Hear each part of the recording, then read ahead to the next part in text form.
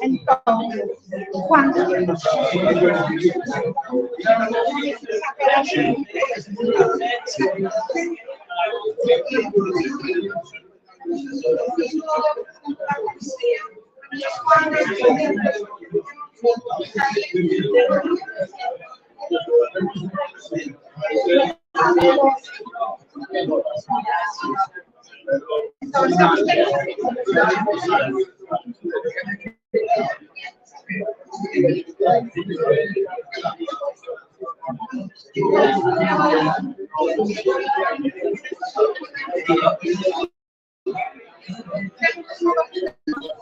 Luisito, por favor. Se non vamos perder as horas.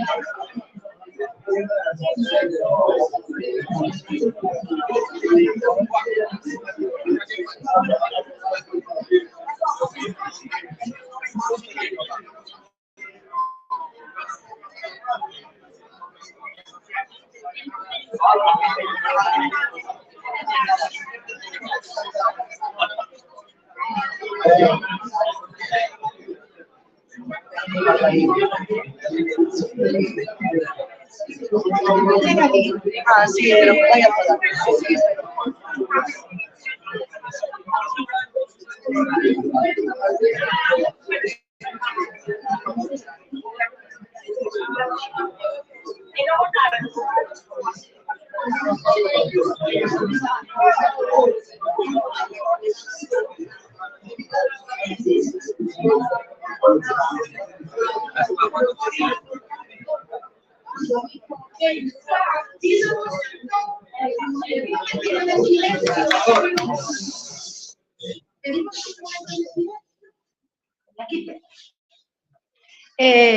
Temos connosco as autoridades que van a darvos a benvida.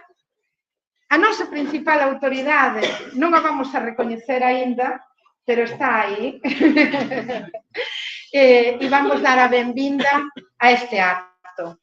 Entón, en primeiro lugar, Juan, que vai a falar en nome da Asociación Cultural Vista Alegre e está acompañada por Lola, a súa presidenta, e vou vos pedir que vos presentedes vos, por favor. Entón, Juan Liñares. Pois sí, eu son Juan Liñares, son membro da directiva da Asociación Cultural Vista Alegre. Aquí ao meu carón está Lola Sanfilao, que é a nosa presidenta, desde fai xa 2 décadas, ao menos.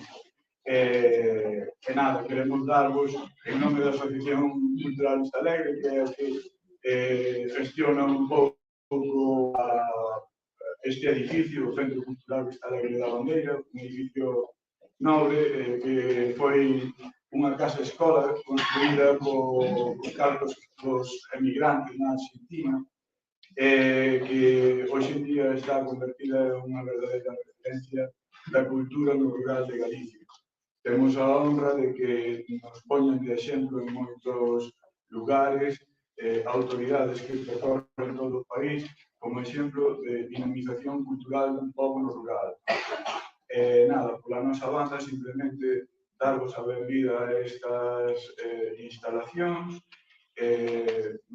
Estamos aquí para acompañar a un bo amigo, a Antonio Gil, que xunto coa súa dona participan en moitísimas das actividades que nós aquí organizamos, unha persoa afable, unha persoa da que sempre se aprende, de falar pausado, pero con fundamento, unha persoa en definitiva que apreciamos moito e non podíamos faltar hoxe a usar o noso apoio e tamén darlle os nosos cumprimentos por esta homenaxe que che fan, Antonio, ben merecida, de toda unha trayectoria vital unha ideoloxía dunha galea da Galiza que, bueno, en certo momento da súa vida lle trouxe algúns sinsabores. Entón, hai que paralizalo e hai que acompañalo en un acto. Nós, xa digo, desde o primeiro momento pensamos en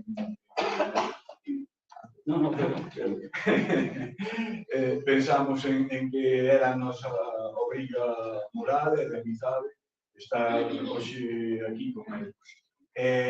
Como mostra do noso organismo, a nosa presidenta Lola, que non vai a falar moito porque a pobre anda mal da gorxa estes días, vai a facer entrega de un agasallo en nome da Asociación Cultural Vistalegre para que lembre tamén este día.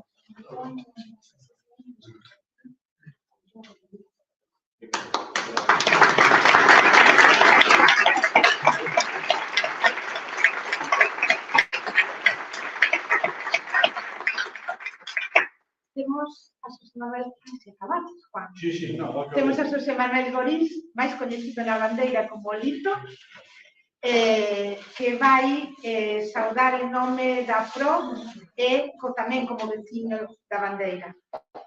Pois, efectivamente, vou saudar como membro da PRO Academia, depois falarei como veciño, máis que nada como veciño, amigo da Guilherme do Brasil.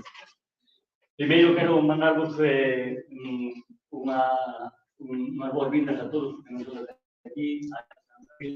Estamos moi contentos de que nos acompañedes e que coñezades este espazo que para nós é moi especial. Logo, quero tamén agradecer moitísimo a alcaldesa, a conselleira, que colaboraron en todo o que pedimos de maneira excepcional. Ao presidente da Academia, entonces a Rubir, e moi especialmente tamén aquí aos membros da asociación, porque sempre que lle pedimos calquera cousa, aí están para nos ofrecer o que necesitemos. Alfredo, tamén o quero nomear sempre, porque é unha persoa que se disponibiliza para calquera cousa que necesitemos sempre. En este caso, moito especialmente. Muito obrigado, Alfredo. Bueno, presento, entón, son Xosé Gorís, son veciño de aquí na Bandeira, onde quedou vivindo en Vigo máis anos dos que vivín aquí, embora os anos que eu vivín aquí fan cada ano por 10 dos que vivín en Vigo, por tanto, continuo sendo máis veciño da Bandeira de Vigo. Para min este local é especial, porque aquí, a máis está por aquí a miña primeira maestra, non sei onde está, a Tusa, Alá. Ela, aquí foi onde eu comecei a miña primeira escola con Dona Catusa, que está por aí. Ela foi a que me ensinou as primeiras letras. E hoxe, falando con nome de letras, eu queria destacar aquí. Este tamén é para nós importante, porque aquí foi que igual comenzamos a ter unha relación nova, eu con Antonio e con Rosa, que a pesar de ela ser aquí, eu non coñecía até hai 8 anos. Temos unha relación un pouquinho especial.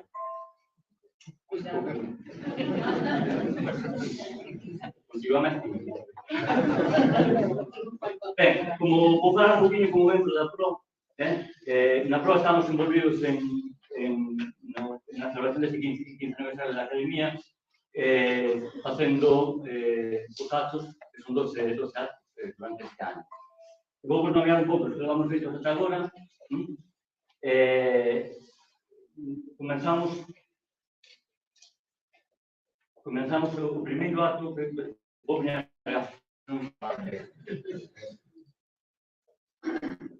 comenzamos a ortografía común, desafío e encontro que foi que se correu no Círculo de Artesán da Coruña. Estamos tentando facer os actos en todo o que está por Galiza. Entón, o primeiro foi na Coruña, por volta da ortografía común, desafío e encontro. No mes de febreiro, a localización do evento foi na Carra de Miñas, en Santiago, Pilar de Santos, a línea, tratando o tema de cantigas da atención, a lírica galego-portuguesa, patrimonio artístico e lingüístico común para o presente. No siguiente marzo, apresentouse a conferencia Terra e Lingua da Casa da Cultura Xito de Limia. Abril foi un mes marcante, xa que este ano celebra o 50 aniversario da Revolución dos Cravos. Tivemos o acto, o título Abril, un tema para pensar, conversar e criar, que nesta ocasión celebrámoslo en Vigo. En maio, pasamos o límite da fronteira que nos marcaron por aí, ainda que non traspasamos a Galicia, eu considero que non traspasamos a Galicia, e chegamos ao Concello de Montalegre, que ademais acho que va a estar por ali, non? Pois non hai máis funcionado. Bueno, o Concello de Montalegre, no Barroso, concretamente a Pintura de Estudio.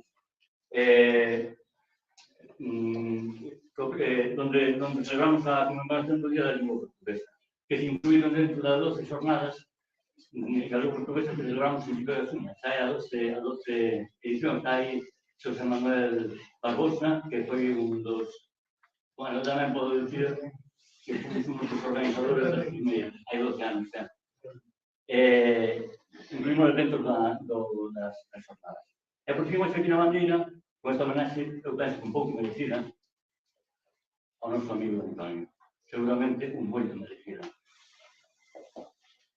Bueno, pois como asociación, unha parte da nosa misión é facer actos fallados na rede, gravados, que se vexa, ayudar que a Academia Galega de Lingua Portuguesa vaya mellorando, porque intentamos que sea na visibilidade.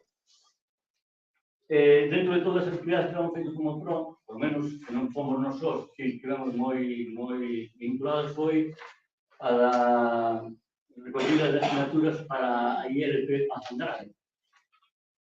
Aí fomos un mes de moito traballo, vamos a buscar, editamos as 7.000 asignaturas para levar ao Parlamento, conseguiron as 7.000 asignaturas, levouse ao Parlamento, apoiouse por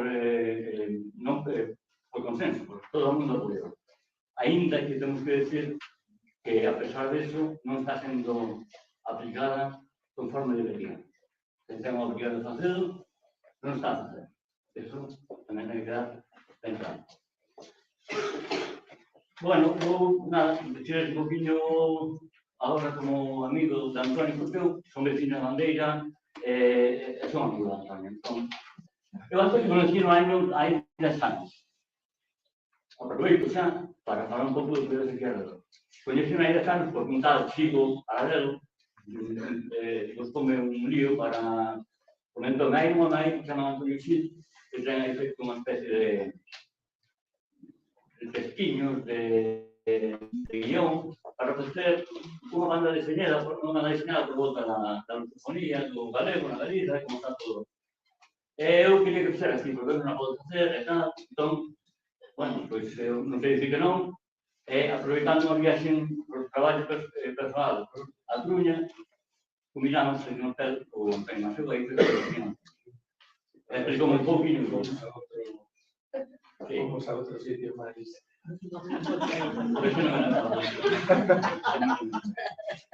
Ben, a partir de aí, comenzamos a falar sobre o tema e despois conseguimos, porque claro, eu sabía que Antonio estaba casado con unha muller que era Bandeira, mas non conhecía a familia. Eu, a familia da familia só de sempre, o pai, o irmão, íamos comprar a súa loxa, pero non sabía, a ela non conhecía. A partir de que eu fixe aquí unha exposición, non me lembro se foi a do Entroido ou se foi a da Empanada, eu sei que sí, que conseguimos aquí, e foi cando comenzamos a reconocer na cultura e foi a partir de aí que empezamos a ter máis contacto. Entón, agora, con miña nai, que eu sei non está aquí, porque ten 92 anos, non as pernas non lle permiten, facemos moitas tertulias na súa casa. Tertulias, cafés, cando cada outra cousa tamén. Debates, No. Solucionamos muchos problemas a todo el mundo. que pasa é que non nos dá tempo para trasladar. Vamos, pruebas de todo o mundo, menos no. Entón, a miña relación con ele é máis que é amigo. Con ele, aquí eu teño que falar con todo, sinto permaneciado, mas para mí Rosa tamén. E alegro-me moitísimo de que este acto se faga aquí en Madrid. Pero eu quero que se faga aquí, alegro-me moitísimo que se faga aquí, porque Antonio para aquí, igual que como non é galego, que é de Valladolid, adaptouse aos galegos, as novas linguas. Alguén que eu penso que está por aquí, Francisco, pode ser, dixo que é o home que escolheu ser galego. Depois, hai un vídeo, a frase moi original, desculpo, o título é un home que escolheu ser galego, porque ser galego invitaste nestas cousas dos galegos, máis que galego. Entón, igual que fixo eso, na bandeira tamén soubo se adaptar. É que unha rede de amizade que eu sei, falamos, eu sei, das súas amizades. Entón, gosto moito deste ato, que sea aquí tamén un pouco manexan a miña querida veciña Rosa, porque eu digo que é veciña Rosa, eu non. De acordo. Bueno, un pouco máis. Entón, estou un pouco ido porque a verdade é que levamos desde onte hoxe a correr para un lado para outro, que todo salga ben, e quizá non fora non fora o mellor que podo, pero un pouco máis. Eu quero simplemente agradecer a ela e a Rosa que me han incluído nas súas redes de amizades e de afectos. Obrigado.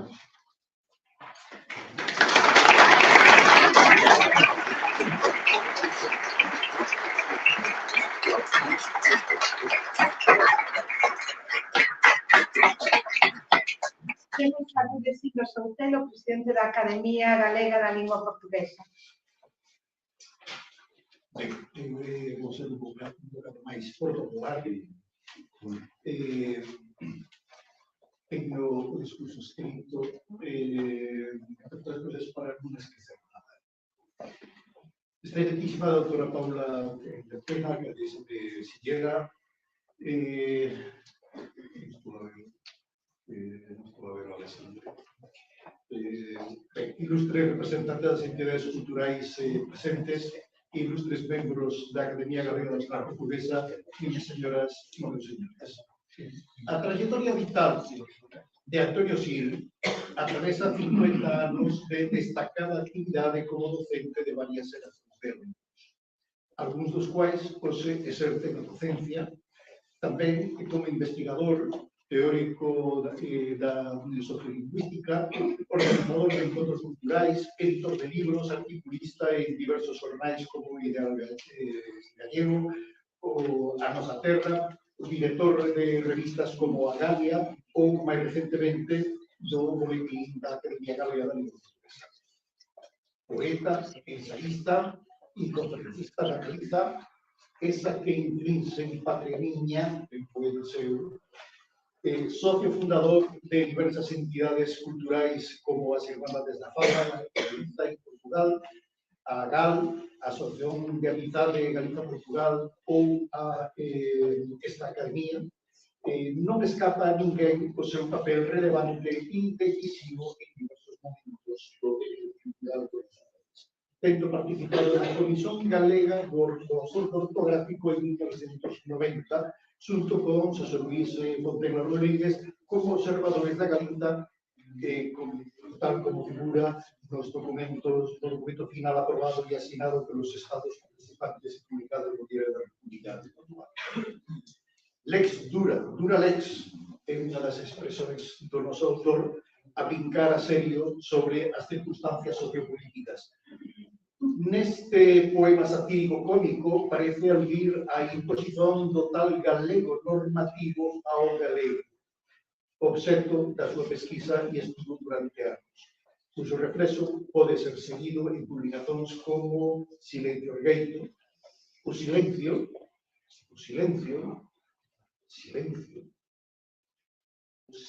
exiliamento e a exclusión dos que nunca aceptaran a subordinación como verdade a ser Eso significa la que tanto sofreran y sofremos y que é preciso identificar con o seu nome. Poderá dicerse de Antonio Gil que en 5 décadas de presenza pública nunca recusou dar unha palestra onde lle foi solicitada, nen evitou a polémica onde quer que foi preciso defender o reintegracionismo. Poderá ser alcuñado de un certo histrionismo e de aversón aos compromisos con os poderes institucionais establecidos. A experiencia persoal do maltrato e o civil que multiplemente o seu camiño probablemente lle sucediu onde non era recomendable ir e con quen non ia pena pensar. Porque o seu interese superior parece ter sido manter a súa independencia de criterio, tal é a medida e o eixo regulador da súa vida intelectual. Recoñézase, en cualquier caso, que a súa falta de interese por determinados poderes é unha opción tan válida como a dos que só conseguen ser alguén cando aparece no boletín oficial unha lista dos beneficiados con premios literarios das editoras oficialmente ben vistas, ainda que na práctica se están míopes demais. Xa sabemos que há libros que poden ser lidos, mesmo frutos con gozo, como os do Antonio Gil. A máis recente publicación sobre Xoán Vicente Viqueira, cujos primeiros exemplares están accesibles cá, é boa proba disso. Son libros que trascenden as circunstancias e o tempo e son consultados unha e outra vez, mas oficialmente non existe. Porque o existir depende en parte da submisión a un determinado modelo de lingua e todos os que se aparten desa inverdade, como é o caso de Antonio Gil, non poden ser citados nem figurar nas listas de libros premiáveis ou adquiríveis con cargo aos orzamentos da Xunta de Galiza. Felizmente, a realidade social, esa que as persoas constroen e manteñen no tempo, vislumbra outros camiños e o aprezo pelos escritores independentes é crescente. Contra todos os inconvenientes e dificultades encontradas no camiño, o noso autor é un referente moral e ético para esta e as vindouras xeracións. A nosa academia, que mantén actualmente un papel institucional no país, con interlocución xunto dos poderes públicos e facendo parte da comunidade dos países de lingua portuguesa, en cualidade de entidade observadora, orgúllase en organizar este encontro, homenaxen e en ter no seu seio un dos notáveis da intelectualidade e dos escritores nacionais, Antonio Gil. Vegas.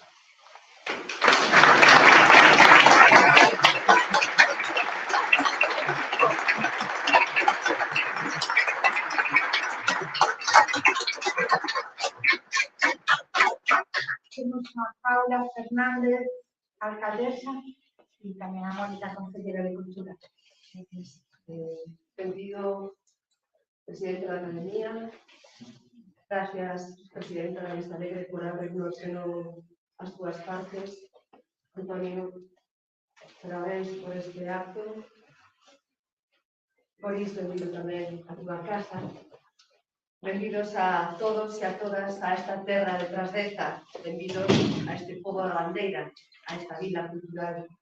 E benvidos tamén, como decía os que precederon, a esta casa que foi cerme dos aires de liberdade que chegaban de alén do mar e que acabou convertida na escola de moitas xeracións deste pobo, como ben decía Gómez.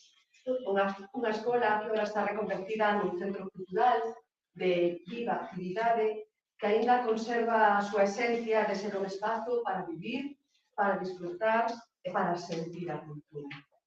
Quixera, en primer lugar, parabenizar a Academia Galega da Lingua Portuguesa polo seu 15º aniversario.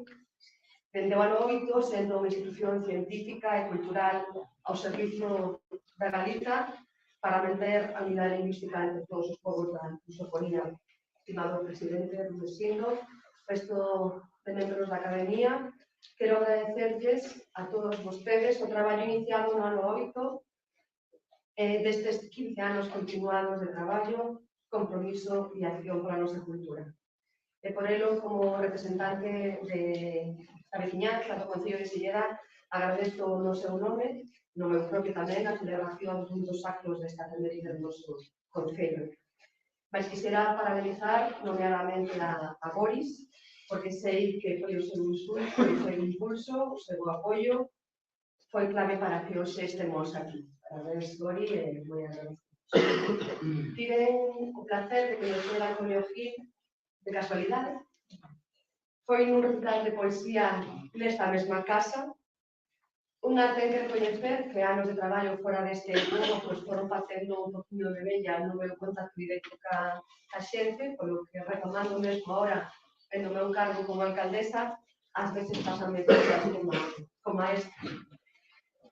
Non coñeces en primeira persoa figuras tan importantes como a Antonio Gil, mas tamén iso é fermoso, porque para a miña sorpresa para coñecelo foi mayúscula, non? A miña pregunta foi que fai un vallisoletano citando versos en galego. Interesei-me pola súa figura. Estive lendo estes días sobre el, xa fixo o presidente cumprido histórico da súa vida, e lá antes de que esas vidas se contan, non se conta el, pero creo que descubrir un home cercano, totalmente integrado na vida, logo de ter rematado a súa vida profesional, xa é un imprescindible en calquer acto cultural uno de esta vida, nosa cultura, a nosa sociedade, unha pequena parón, nunha historia que mellor moitos de vostedes, tanto a nosa cultura, temos o placer de disfrutar todos e todas dunha virgen do século XVIII que está coronada nesta mesma casa que foi donada por eles dous. Así que vos pido un fortísimo aplauso por esa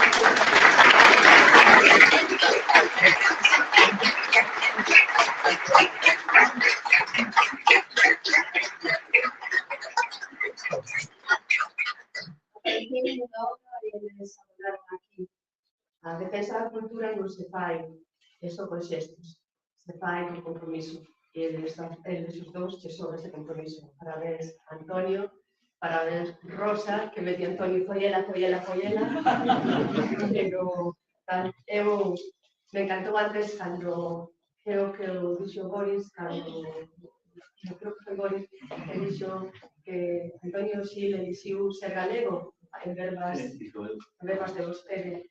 Eu creo que non sei se con impulso de Rosa ou coa oportunidade de Rosa tamén elixiu ser da bandeira, ser da Silleda, así que sumámonos como Concello de Silleda a este máis que merecido homenaxe. Tamén queremos facer un pequeno agasallo en nome de todo o povo.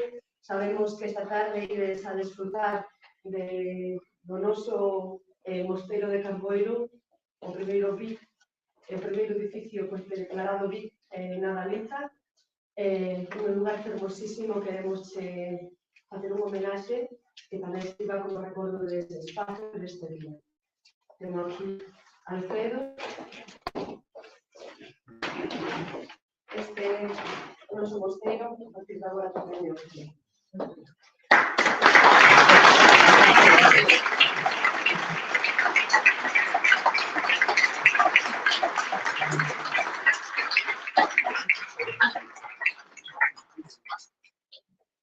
se me permite, Yolanda, vamos a romper un pouco o rictus formal e vamos a facer un xesto de unha tradición quizás a máis popular de todos os que temos aquí na bandeira, aparte da festa da empanada, que é a celebración do noso entroido.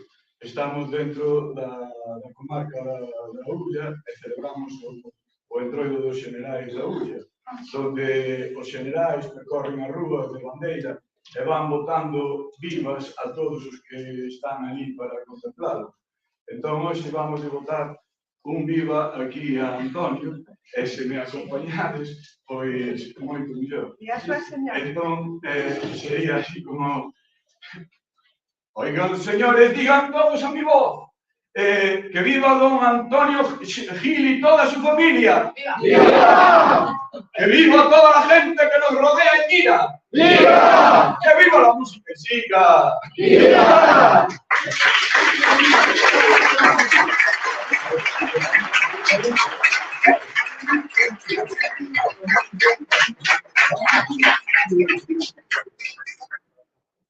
Pois, eu vou pedir só un minutiño, porque somos tremendos cos tempos e queríamos ainda chegar cada unha a súa casa para comer ou a todos. Entón, vou a pedir só que Xosegoris nos presente esta sorpresa para Antonio e para todos nós, que esta exposición feita a partir dos textos de Antonio e cas ilustracións de Xosé, e a continuación xa vos vamos a pedir que vayamos para outra sala, porque vamos a seguir cos libros. Bueno, pues xa dixen antes un pouquinho como surgiu isto, a idea do Antonio con este guión, e eu fui acompañando as imaxes adaptadas a cada cuadrilla. Hai unha cousa que esta fai 10 anos, unha cousa así que fixe. Saiu en primeiro lugar no boletín da Academia Galega de Lingua. Saiu e dixen que vale, pero que para mí isto non era tanto para un boletín como para ella, que sinceramente agora temos aquí, porque os inicios aquí, eu aguardo que isto vai rolando por aí, Yolanda, para os colexios, para un lado, para outro, porque é un pouco unha forma de entender a situación da nosa lingua un pouco máis descontraída, non tan seria, digamos, e ver un pouco o que é a nosa lingua e onde está presente a nosa lingua. Coñecida como portugués, evidentemente. Como di Antonio, eu gosto moito disso, pode decir galego-portugués, Antonio di portugués-galego. Eu creo que sí. Facemos parte do mesmo sistema lingüístico e deberíamos de aproveitar esa vantaxe en favor de todos nós, os galegos. Porque con esta lingua que algúns minorizan e tido que falan por millóns de personas, todo o mundo inteiro. Aí vedes o primeiro cuadrillo, pois é, aí estamos a lugar onde falan a lingua, e eses que están aí, os códigos. Se os encaneades, podedes escoitar a xente dos países que estamos aí falando, recitando ese poema de Antonio nos seus sotaques. Tamén está incluída a Galiza ali. Entón, nada, é para visitar, para ver, e hai unha cousa, se alguén ten algún problema na lectura, en portugués, que non estamos habituados, mellor, o Barbosa, o José Manuel Barbosa, fixo unhas pequenas instruccións que están aí encima para ver como se lea. En xota, non se lea castellano, non se di cantar, non se cantar. Ainda que estea escrito o meu nome, escrito con xota, debíase decir Xosé, non José. A miña opción, de acordo? E os NHs, PNH, pronunciarse como N. É o mismo decir año, poñelo con N, que poñelo con NH. Non entiende. Non hai tanta diferencia. De acordo? Entón, é un pouco eso. Aquí podes ir botando unha olhada, agora non temos tempo, temos que outra cousa, mas vai ficar aquí uns cuantos días para que poidades visitar e querer. De acordo? Pouco máis, non, Yolanda? Pouco máis, moito máis, porque nos queda moito. Entón, despois, eu creo que antes teremos un momentiño para voltar aquí e voltar a ver, e bandeira, calquera excusa para vir a bandeira do CE, eu veño casi todos os fins de semana.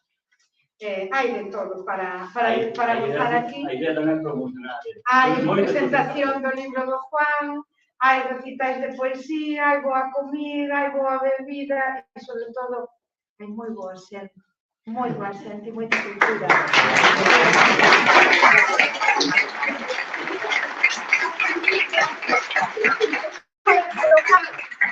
Como non hai pastel sen guinda, a nosa guinda, Antonio, guinda ou guindilla?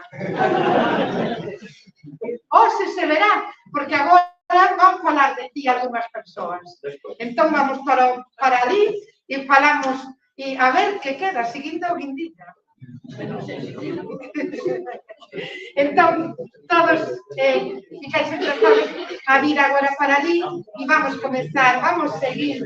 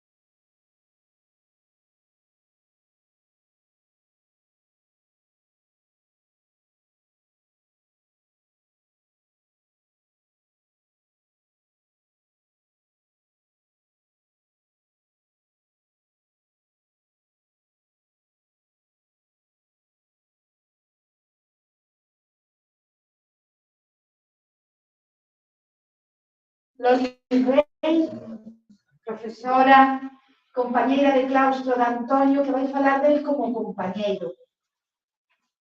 Alfredo Ferreiro, director da revista Palabra Común, escritor, mantedor de premios literarios e de actividades literarias varias, que vai falar de Antonio como poeta. E temos ter ainda, a través das redes, a María do Vigo, escritora, profesora, que vai falar desde Lisboa, onde dá aulas, de Antonio como o seu profesor que foi de ensino secundario. E Álvaro Vidal Bouzón, desde a Universidade de Nottingham, na Gran Bretaña, que vai falar de Antonio como sociolingüista. Van ser intervencións breves, pero se me permitides, imos comezar estas intervencións cunha moi especial que chega desde a cidade de Londres, da man de Saleta Sil Lourenzo, filla de Antonio Sil Hernández. Idesme permitir que pase a facer lectura do texto que Saleta enviou para o seu pai, que particularmente penso que non só retrata a Antonio Sil, sino que retrata a toda unha xeración, ou a dúas, a das nais e os pais, e a dos fillos e as fillas. Saleta Lourenzo. Saleta Sil Lourenzo. Ou Lourenzo, a portugués. Cando meu pai me pediu que mandase un texto da miña autoría para a súa homenaxe, 1000 dúbidas me asaltaran sobre o que escrever. Debo confesar que descoñezo a maior parte da súa obra. 1000 dúbidas me asaltaran sobre o que escrever. Algún poema e ali, tal vez algún artigo de sociolingüística que chegou ás miñas mans extraviado e pouco máis. Na casa, as súas actividades non foran moito partilladas por causa dunha silenciosa mestura de modestia e o contradictorio sentir familiar de manifestar en unha produción intelectual que se movía nas márxens. Mas esta petición me fez retrotraer ao pasado, evocar a infancia e tudo aquilo que, sen eu saber, foi e deixou pegada. Cando éramos cativos, meu pai ia a miúde a Portugal, ou así me parecía a min.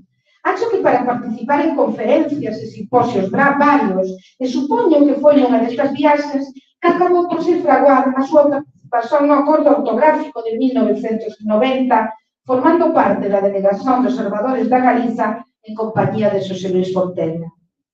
A volta sempre tracía libros de banda deseñada en portugués, do Lucky Luke ou do meu preferido, Asterix e Obelix.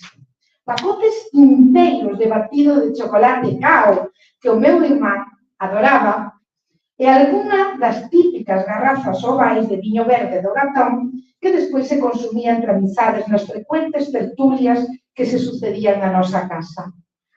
Lembrome tamén da máquina de escrever Olivetti, tecnoloxía de ponta italiana do momento, con a que posiblemente moitos dos seus poemarios foran escritos e con a que, para deleite do Roy, que está aquí presente, e máis do meu, o experimento cacofónico do estimado Amado L. Caeiro foran ensaiados en Baralla dos Soños.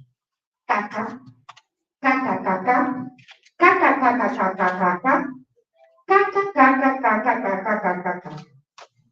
Era aquela unha época na que eu gostaba de ler fábulas e lendas, moitas delas portuguesas, nas que escutábamos o Zeca Afonso nas viaxes de ida e vinda a Bandeira, no Sea Ronda, e na que xogábamos con xogos de mesa educa para crianzas en galego. Coñécesle?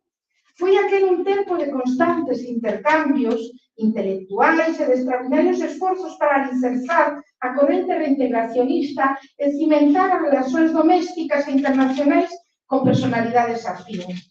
Aracil, Estravín, Martiño Montero, Monterroso, Rabuñal, Rábade, Ángelo Cristóbal, Yolanda Andrei, Ángelo Brea e tantos outros que visitaran Peruleiro. Algúns abandonaran, desapareceran, nunca máis voltaran a casa, mas moitos outros ficarán leais á causa e a quen a defendía. E aquilo que se tornara motivo de afastamento, de esquecimento, de desdén e de rexeición foi o fin máis importante das leccións do mestre. Perseverancia, tenacidade e fidelidade ás ideas que se consideran certas, a quen un é e non pode deixar de ser.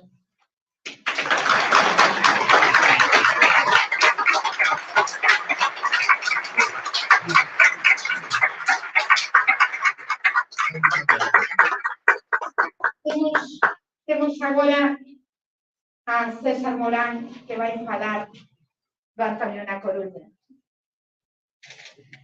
Bom día, obrigado, Yolanda, en primeiro lugar, porque todo o que dixeste antes de min foi exaxero, sen dúbida. É certo que fago esas cousas a que te referes, mas eso foi hiperbólica, a túa maneira de falar. E tamén teño que dizer que eu nin aquí non tive ninguna dúbida cando hai cousa dun mes Pedro Casteleiro me falou deste acto e me convidou a asistir, non tive ninguna dúbida, mas eu non sabía que tiña que falar. Entón foi agora que me di, falar de Antonio na Coruña. Vou dizer 4 cousas ou 3, direi o esencial. O primeiro, que se non dubidei en estar aquí, foi porque Antonio, para min, é unha persoa importante. Porque desde que o coñezo, creo que, de alguma maneira, a miña trayectoria, en algúns casos, que sempre a trayectoria de cada un na vida vai sendo tamén un pouco influída ou motivada por determinados acontecimentos e persoas. Ele é unha das persoas que, sen dúbida, influíu. Cando coñezo eu a Antonio? No ano 75. Coñezo a Antonio no ano 75 porque foi profesor meu 2 anos na Coruña.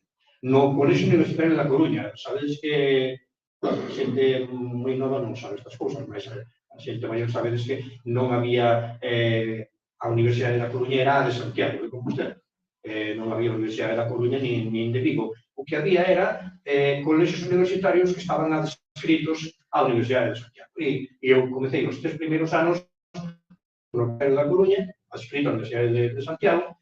Entón, por certo, os primeiros 2 anos foron cursados no que fora a Escola de Magisterio, e depois xa, no terceiro, xa fun para uns barracóns que había, que hoxe non existen, durante o estadio, que eran barracóns de aparelladores, de arquitectura, e aí onde se impartían tamén filoloxía e outras cousas. Filoloxía. Pois ben, nun día aparece, en segundo de filoloxía, aparece un profesor novo que non coñecíamos e tal, Antonio Silvia, da lingua española. Iso foi en segundo. E en terceiro, deu-nos crítica literaria e introducción á lingüística. Pois ese foi o coñecemento dele. O sea que, primeiramente, eu son discípulo de Antonio, o meu profesor, e era unha persoa que xa chamaba a atención porque era diferente. Falaba de maneira diferente, dicía cousas ás veces que algún decían raras, non falaban outros profesores, e pouco a pouco xa foi tendo en relación con ele por outras cousas. Porque logo, máis tarde, foi a Santiago a facer cuarto e quinto de carreira, e foi xa progresivamente tamén en contacto con outros profesores, está aquí Xosé Luis Rodríguez, outras persoas que para mí tivo sin dúbida, influencia, porque eran as persoas que se achegaban ao alumnado. Non todos os profesores se achegaban ao alumnado.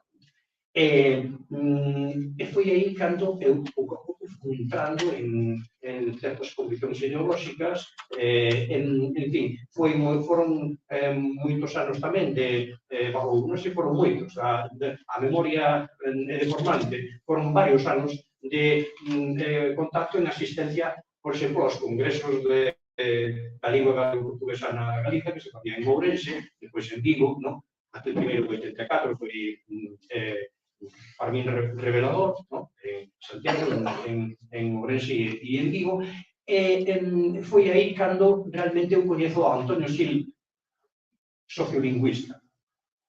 Xa antes, mas sobre todo aí, nesas conversas e tertulias, e é Antonio Sil que nos trae a Brasil.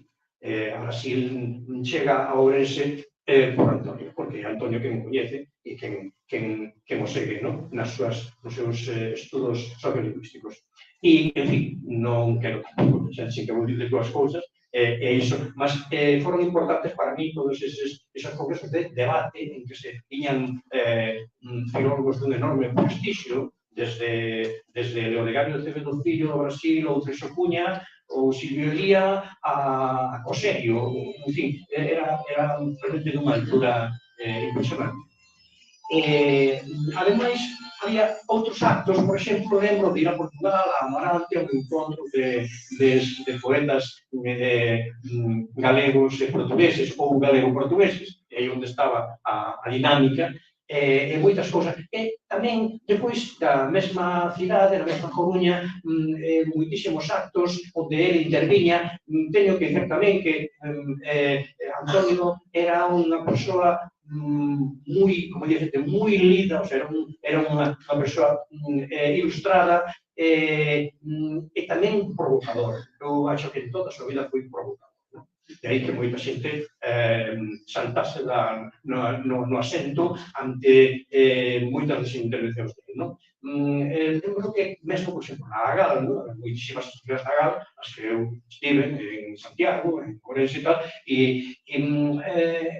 eu penso que moita xente non entende, eu desde hai anos penso que a vida é un proceso, e os procesos son máis lentos, máis rápidos, pero todo entendo a vida como un proceso, tanto no mundo da política como no mundo da vida xeral. Cando algúns estábamos chegando a determinado punto, ele sorprendía porque ele xa estaba máis alá. Xa estaba máis alá e non sorprendíanos como Antonio diz das cousas, xa estaba máis alá. Eso para mí sempre foi un exemplo. Remato ou acabo dicendo que tamén tiven a oportunidade de coñecelo un pouco máis como no seu lado humano, e tamén a súa familia. Eu coñecín a Roy e a Saleta desde nenos, mesmo Saleta agora está en Londres, mas, por exemplo, Roy que está aquí, ainda onte me di meu fillo Brais, onde vas? Vou a Xirá, que vas a bandeira a un acto de homenaxe a Antonio Sil. Antonio Sil o de sempre, o pai de Roy.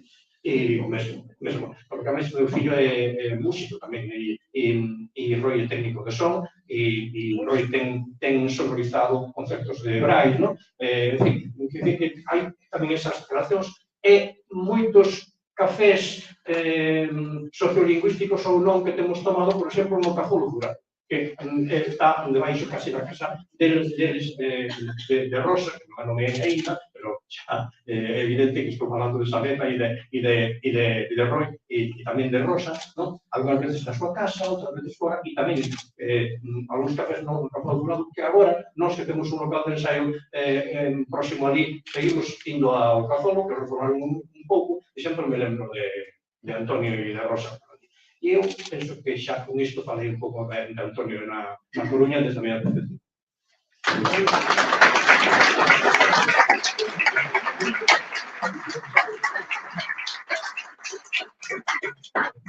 Profesora Loli Rey. Bon día. Eu tive a grande sorte de desfrutar na miña vida académica da presencia do Antonio. Antonio, o meu colega. Antonio Sil, o meu mestre.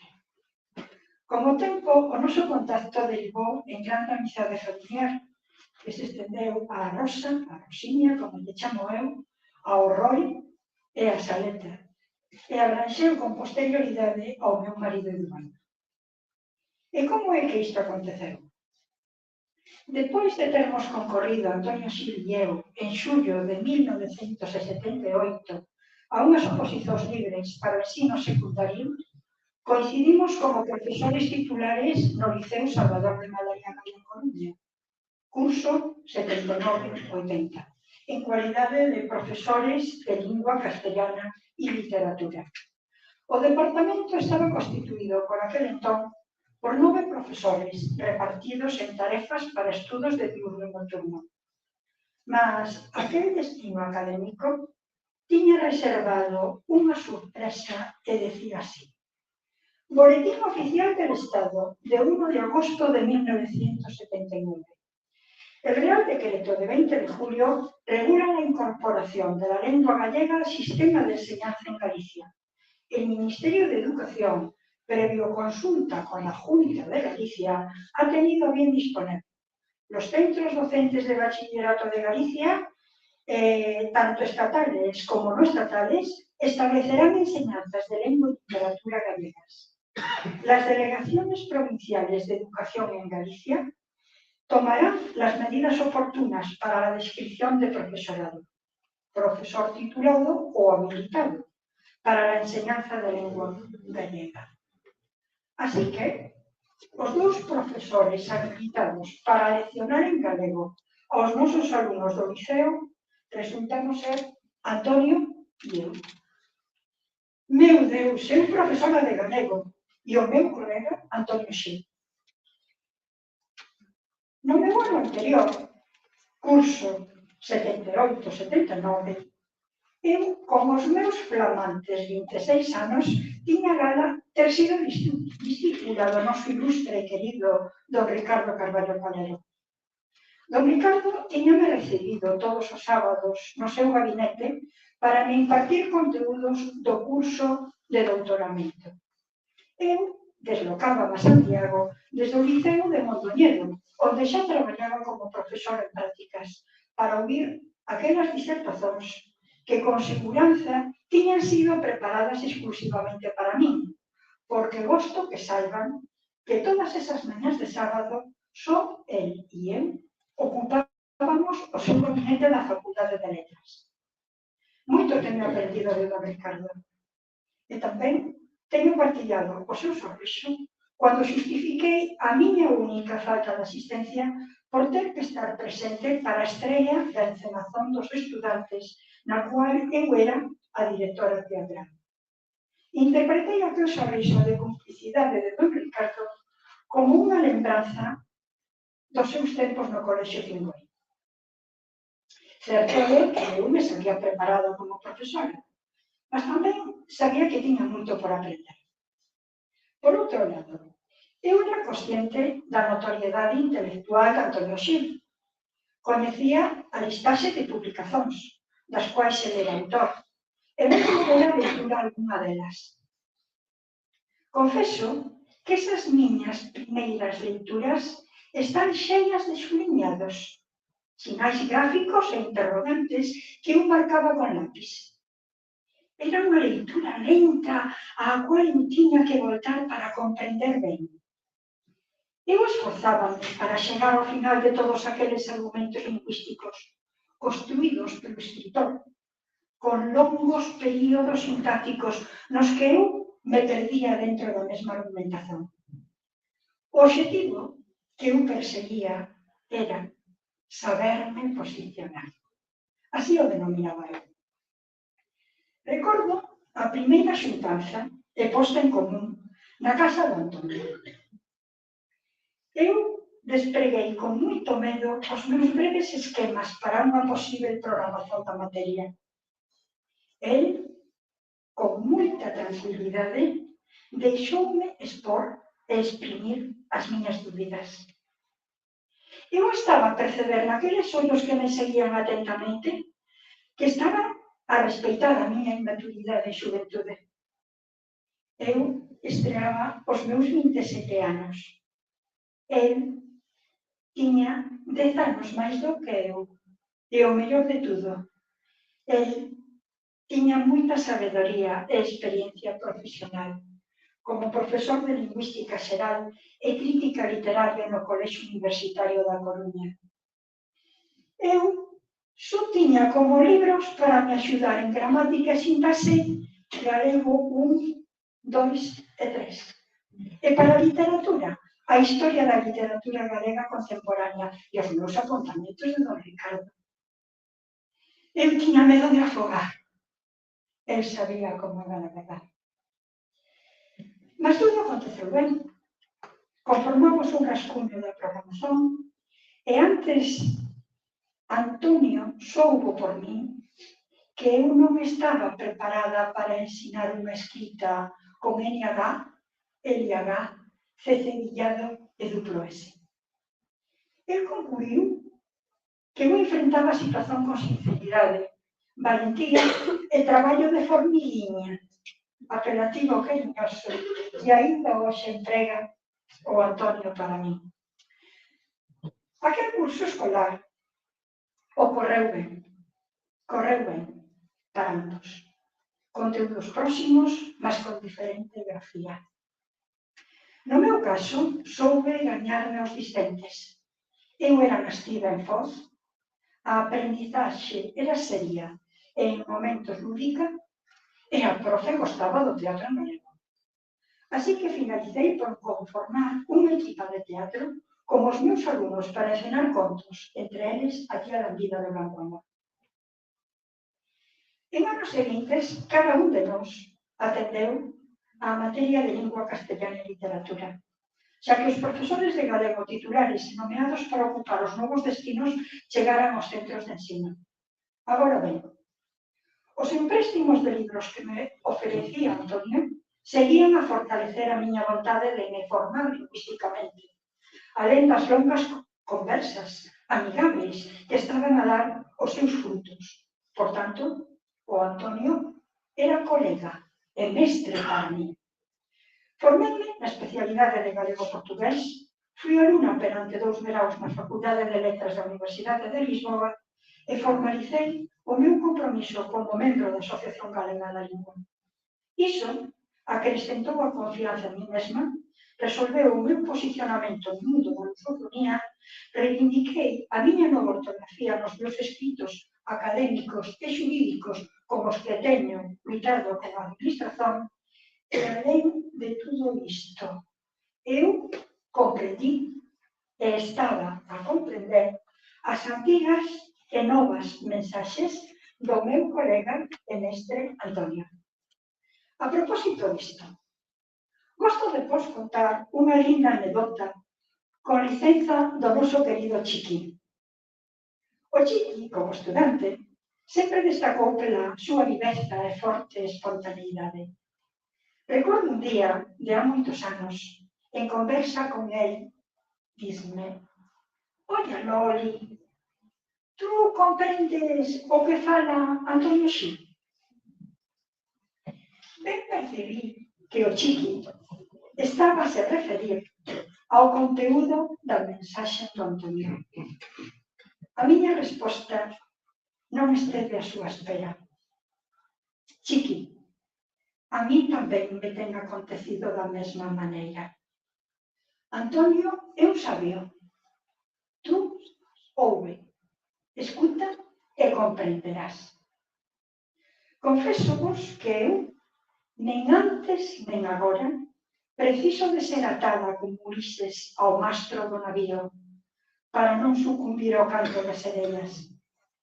Deixo-me seducir lingüística e literariamente pelo canto da súa mensaxe. Non me engano, a verdade. No curso 91-92, eu abandonei o liceo que frecuentábamos en común e concorrí con traslado voluntario para o Liceo Adolfo Viveras, tamén na cidade. Mas a nosa cooperación como colegas e amigos continuou a ser a mesma, con novas e frecuentes conversas, a reforma do ensino, as aulas de portugués, as leituras de literatura africana en lingua portuguesa.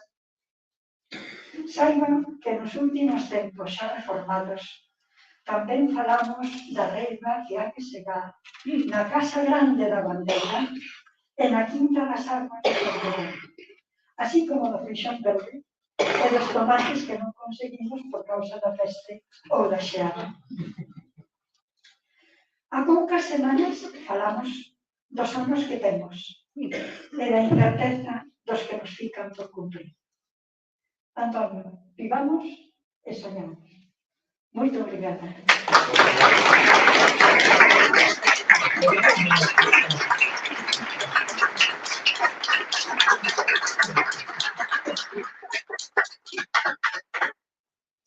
Que beleza.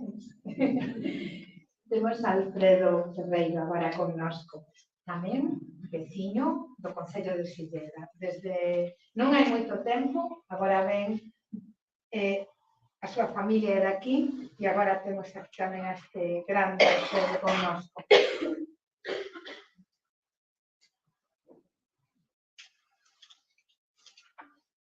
Bon día, autoridades do Concello de Silleda, membros da Academia Galega de Lingua Portuguesa, familiares e amigos de Antonio. E a miña vez pretendo simplesmente compartillar unhas notas sobre a leitura da poesía do noso homenaxeado, aquí presente, e que conto como amigo.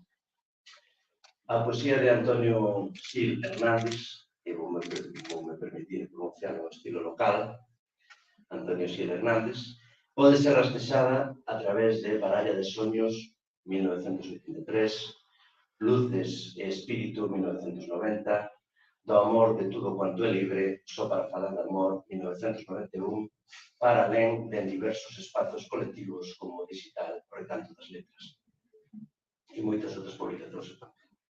Ora ben, desde o principio da súa obra, Baralla de Soños, o poeta mostrase asiduo do ecletismo, non só usando libremente o verso, mas chegando a composición quase caligramática, adherindo á fragmentación e a improvisación, provocando sorpresa e, en definitivo, xerando unha sorte de anarquismo estético, como se andase na procura dun orden natural en que as palabras surxen do fundo magmático da alma, sen o espartillo da razón, esa esclava do bon senso, do citável e do permitido. En voz do poeta, as soidades son choupo, curvo e ansia derramada, sentimentos sinuosos, preguntas reptan a alma. Se o Antonio na lingüística se tinxiu o rigor académico, na poesía o seu intelecto creativo correu a solta polas pradarías da imaginación. Esa laguna en que o corazón se olla como no espello original da terra, virxen e mai, por todo auténtico cabaleiro amada. E nese espello se ollou sen máis motivación que a libertación do xorro creativo da alma. Deste modo, ofreceunos por veces tintas surrealistas en sílabas lascivas, en indefenso carro ferido no motor reiterado de camiño furtivo, vai poboando de fume as veredas pegadas en prazer refreado. Ou en cardos de odio elegante, chirreia o coro das vellas e nos recantos da vila fumegan fames tolleitas. Mas esta atitude, como pode chegar quase a un nihilismo estético, nunca foi tal do terreno músico, sendo o posicionamento social do poeta un dos grandes alicerces do seu discurso literario. Antonio Xil Hernández nunca elude a luita política e iso chega aos seus versos de modo nítido e se traduce en reflexións implícitas e explícitas sobre o colonialismo padecido polo país, sobre as nefandas políticas culturais en detrimento da lingua galega e a falsidade, por regra, de unha defensa dos valores identitarios da nazón que máis teñen servido e ainda serven para deturpala do que para erguela e así que pudese recuperar a dignidade de outrora e proxectarse no futuro. Este posicionamento político, a pesar de poder ser observado como beligerante, unha perspectiva vital do Antonio que surxe de ele ser un auténtico amante, porque nasce do amor pela terra que o apollou, e non só, como se pode ver no resto da súa obra. En Luces e Espírito mostra outro fólico, máis profundo e existencialista, na reflexión sobre o poético e a actitude que o caracteriza. O estilo é moito máis severo, quase clásico, con versos longos de até 18 sílabas que por veces semellan poemas en prosa a trataren o esplín da experiencia poética en diálogo permanente coa obra de Eusebio Lorenzo Valerón, sen dúbida un dos maiores bultos da poesía galega da segunda metade do século XX. E que dicer do amor de todo cuanto é libre? Unha obra que pon en foco o sentimento amoroso nun discurso en que o referente ancestral do Cántico dos Cánticos resulta como que glosado polo poeta que deita seu sentimento inspirado e armado pola tradición literaria occidental, a vez oceánica, camoniana e pondariana. Ata aquí, estas breves notas sobre a poesía do Antonio Xil Hernández. Felizmente, o home está rufo, e como os grilos da bandeira nesta época non deixa de cantar.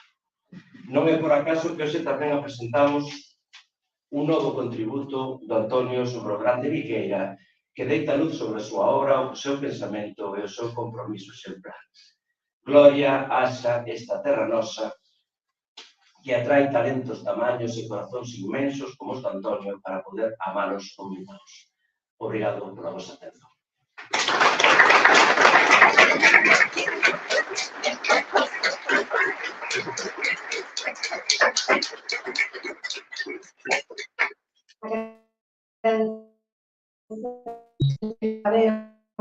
Ayudarnos nesta retransmisión e a que está aí porque son as persoas que están facendo isto posible e posible que agora María Vigo desde Lisboa falando de Antonio Xil como profesor. Témola, Antonio. Ouvídesme? Bon día. Estásme a ouvir? Sí, María, estás a ouvir. Bon día. Bon día, bon día. Estásme a ouvir ben, non? Ou se pode algún retorno? Estásme a ouvir ben, non? Pronto. Estoume a ouvir con algún retorno, mas penso que posso comenzar a falar. Pronto, primeiro saudar a toda a xente presente.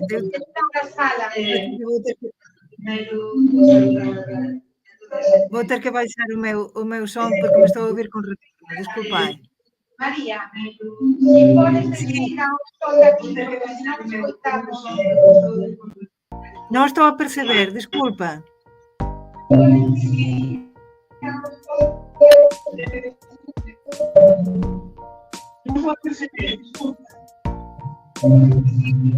É que estou a ouvir unha música ao mesmo tempo. Non sei o que é que se está a pasar.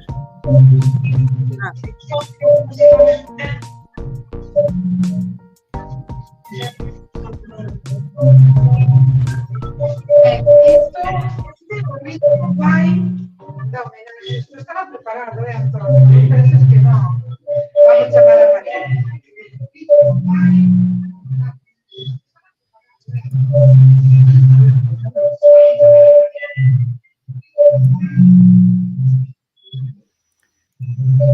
Vamos a ver si chamando a María sabe que non é peor. Vale, creo que xa está. É só que estou a ouvir algúns barullos e non consigo... o que? Sí. María, coge o telefone, por favor. Sí, estou. Atende. Sí, non me estás a ouvir polo telefone? María, desculpa, tens que desligar todas as cousas porque escoitamos o retorno do teu. Pois continuamos a escoitar. Ok, entón, queredes que atenda só polo telefone e desligo isto? Non, tens que desligar a sala aquí, o que estás a receber. Ok.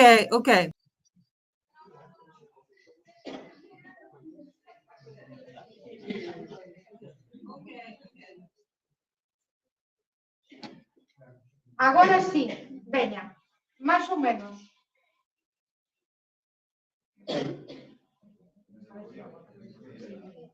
Estas cousas. Porque ela tiña digado son daqui, escoitábamos a nós. Agora non a vemos. Desligouse, non é, Antonio? Mariña, podes te ligar só tú?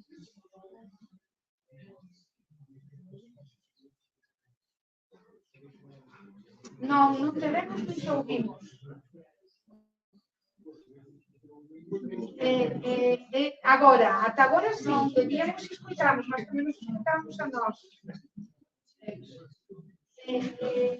Agora, ata agora sí, si podes ligarte e non ligues o son daqui, non sei, xa é problema noso, si podes ligarte e non ligues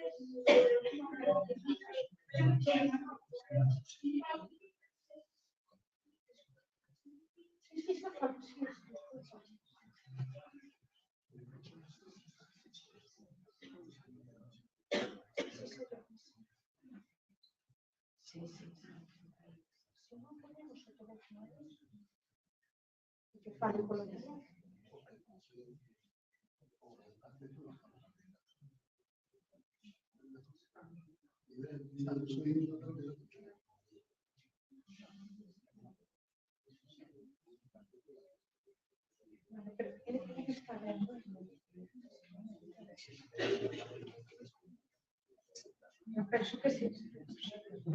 Pero importa ver novas ou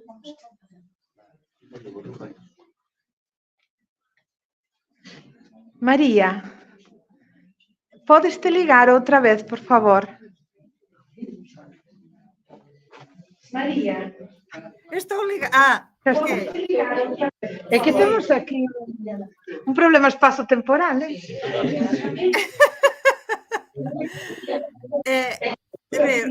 Dei-me aquí a instrucción de colocar os fones. A ver, estades moviendo agora ben?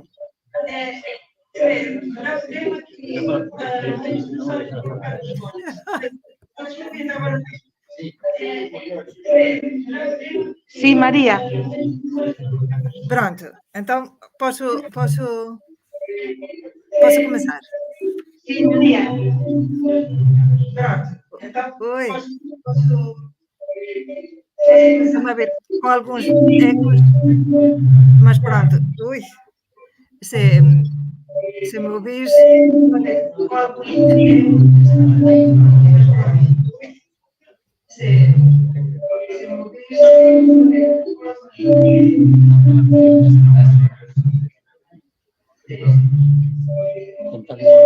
Tentalo con Londres, Londres non vai.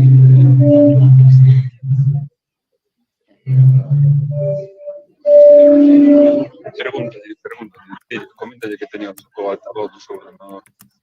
Por favor, María, mira, escuita, que temos aquí un gran técnico.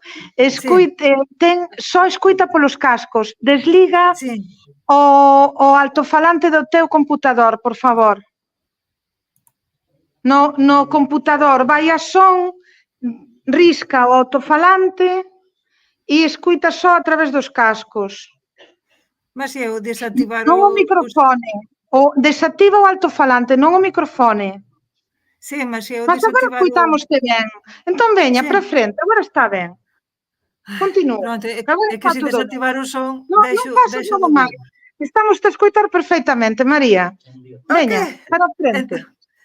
Finalmente. Entón, un bon día a todos os presentes, a todas as presentes.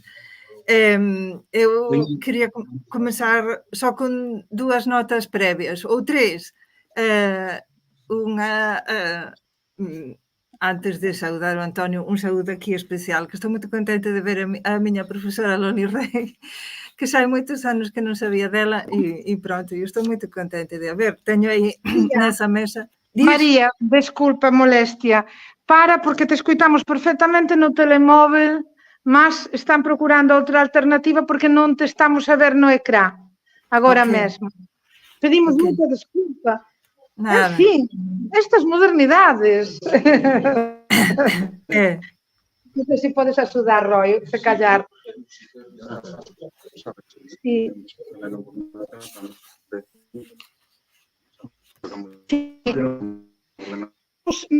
Vamos te dizer stand-by e vamos tentar continuar con o Álvaro a ver se podemos, mientras tanto, resolver isto. Está?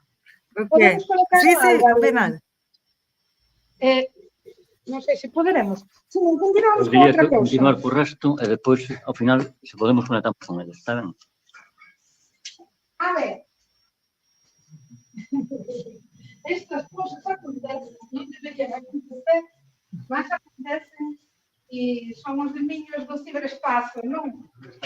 Entón, vamos continuar. Non podemos colocar o vídeo, o Xosé aínda. Entón, o que vamos facer é saltar o acto para frente e vamos pedir a algunhas persoas para facer unha lectura, por favor, que se cheguen aquí onde estou eu agora, e van facer unha lectura de poemas de Antonio Gil. E vos tedes aquí un cadernillo con unha escolla de poemas do Antonio, é un presente para todas as persoas.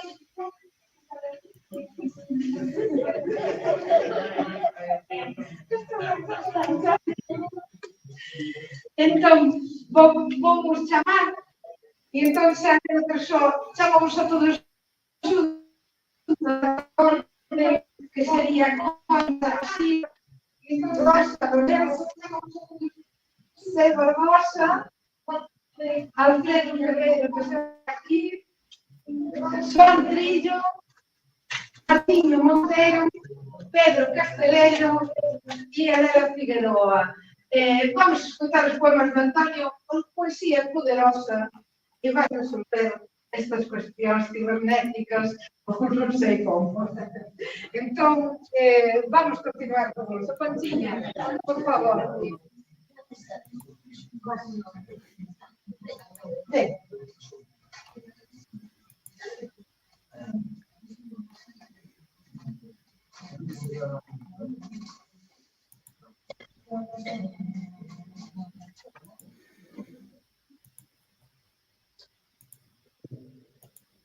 Finalmente silencio.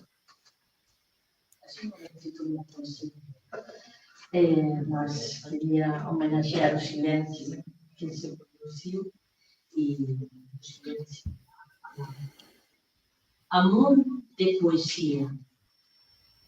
Amo masío a poesía como se fose muller plena dos amores que o verao atribui insensa a muller. Amo eternamente, eternamente. Louco por os suaves amores de muller, a navegaron as molezas dos corpos. Moles hermanos e deuses, amo poesía, anxo tal vez, tan feminino cuanto inconcreto. Posui redondezas tan seductoras, tan humildemente feminis, non isenta de arestas segundas nas palabras, tan vencida por cariños nunca acabados, tan amo, amo, rosa de gloria, de amores ascendida.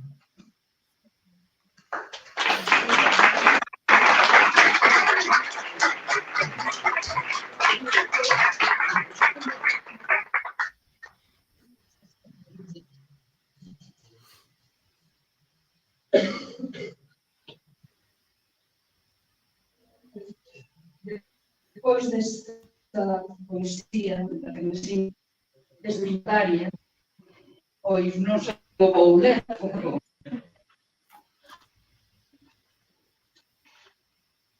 esta máis poética sabillante. Tempos aqueles perdidos, Luísa. Linos solenes, como fundos do mar, oceano de misterio. Só tal vez haxa sumiso un mileio extraviado, obsceno, sustituído por armas envoltas nos xelodíos, mesmos de sempre, executan até alcanzar o seu fin. E isto que todos os imperios reinan ignorantes. Executan o que os deuses desimpan. Xustamente eles, impasitar as imperiais, son estes de cinza.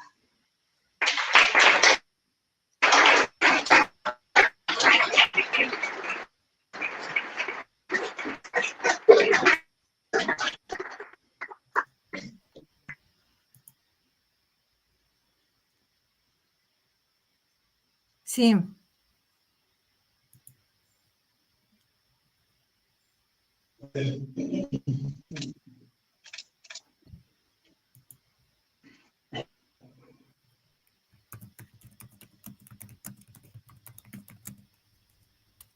Comeza este texto en el libro de Manuel Ouso, intitulado Confidencias líricas, e con o título digo Corpo Undoso de Amor. Eu, así, para os decantistas, nas de veras, amado L. Caello, recomezo, máis unha vez, a facer como que poetizo, cuando con toda a certeza, fructificencia, apenas incertezas, para mente líricas, que confeso a mi amada, corpo undoso de amor, sangue violento todo, e ventre puro de cero, non caes ganas. Podía sonar como violín extrañada, que me lo fui.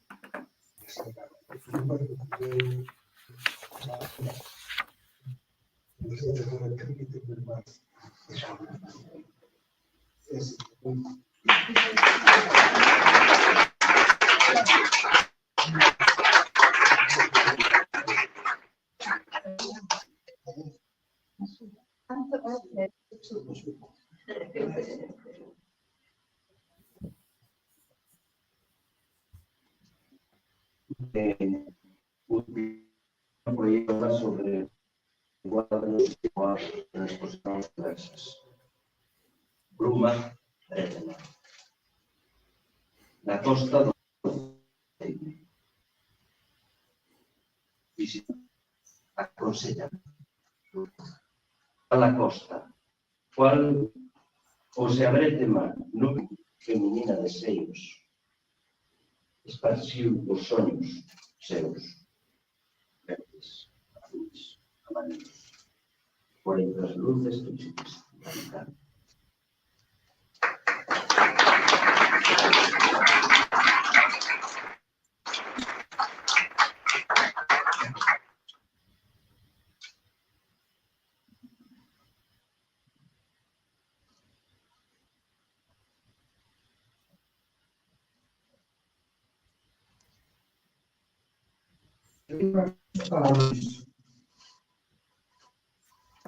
Rosa, Amadeo, ella así imaginante, armada de amor, de derechos, de tomadas y niños, rosas, alcanzando el corazón de salvo, de todo o algo, el rincón de diseños.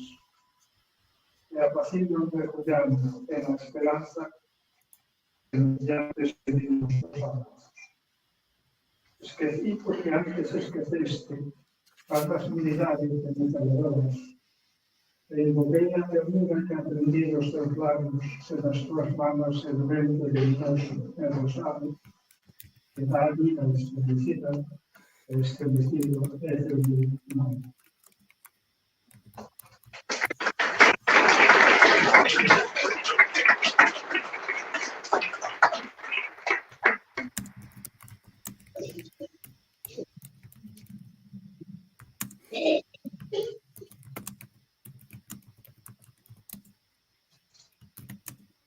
Todas estas dificultades de comunicación lembran os tempos de mi infancia.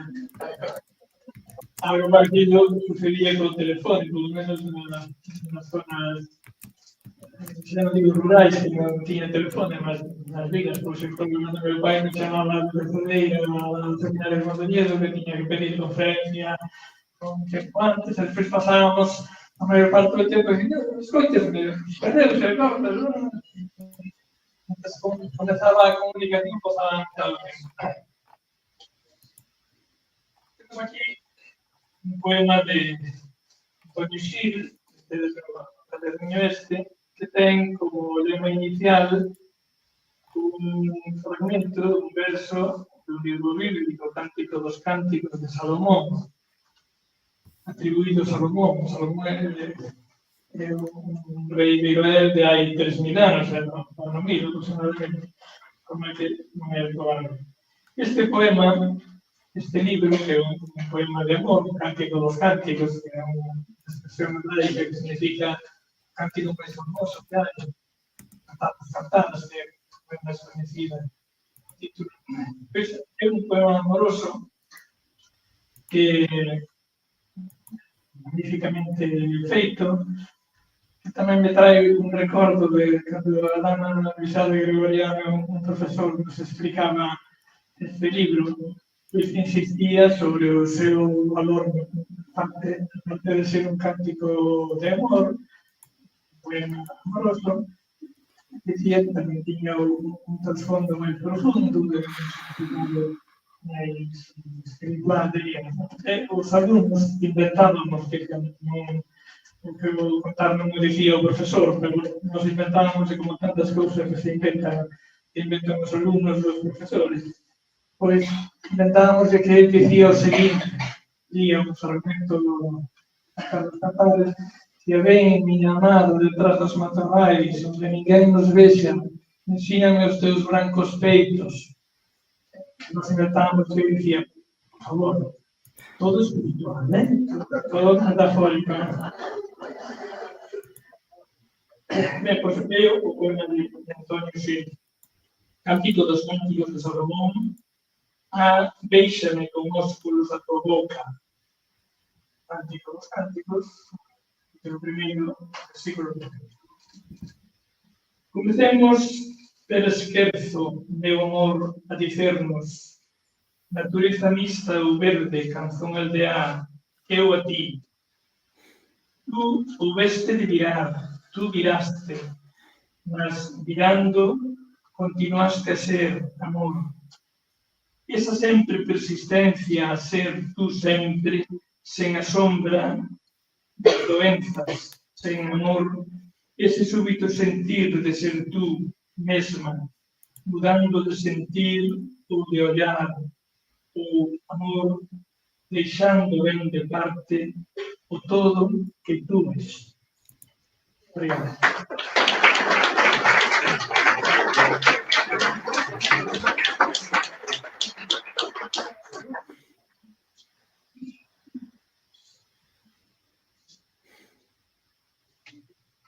Día bonito de esto que pertenece. Es cuando acontecen las cosas. Sigo con algunos fragmentos del cántico, bueno, do colema do cántico dos cánticos. Quería agregar, puntualizar humildemente algo que acabo de decir Martín. El cántico dos cánticos non entra no canon que creo afectadísimo de todo ese público. Finalmente se supera as adversidades teológicas que imponen este cántico de amor profano y tal vez que tenga ese estilo, opoan no canon griego, obviamente, con moita lúmina, porque é claro que non se pode metaforizar demasiado algúns aspectos, como decía Martiño, os matorrais e os ceos. Ben, de todas maneras, non é tipo a posibilidade de tener múltiples títulos, con certeza. O vosso leito é un leito de pesadelo. Ben nos pasou o amor, aquel beijo de lúa perfeita e son descuidoso.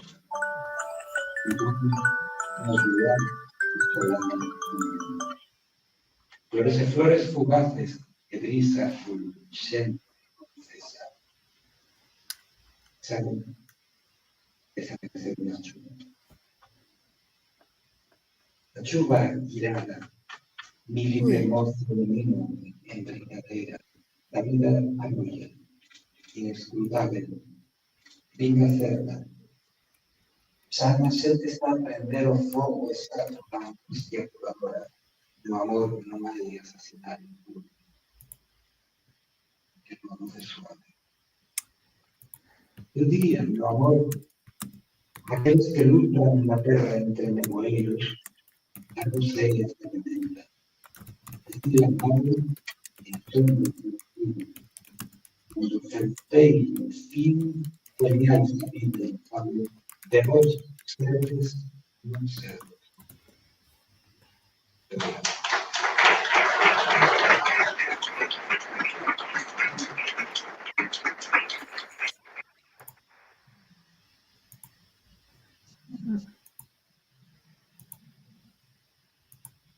Antes de máis, parabéns, Antonio. Síntome moi honrada de ter sido testiña para poder participar neste acto. Moito obrigada a todos.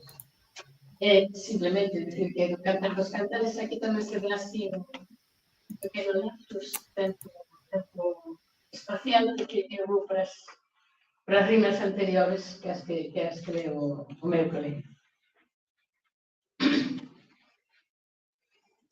En cuanto o rei descansa no seu diván, eisme copiosa arela e triste, triste na amizade esvaecida.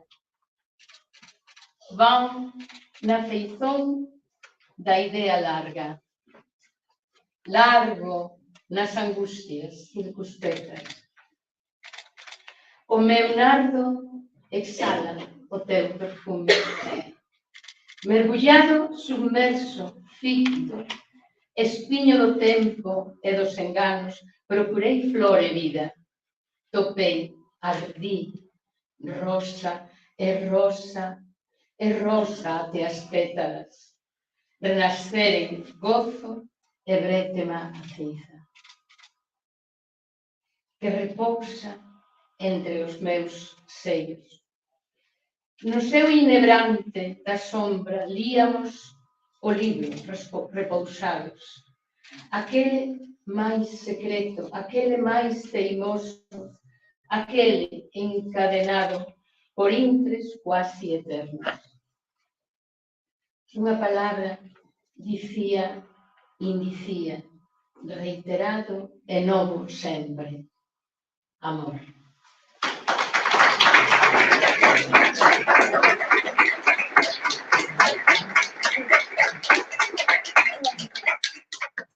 María?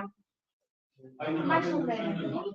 Nin Álvaro, verdade? Entón, sí, vamos a probar. Pero podemos seguir con... Sí. Aí está.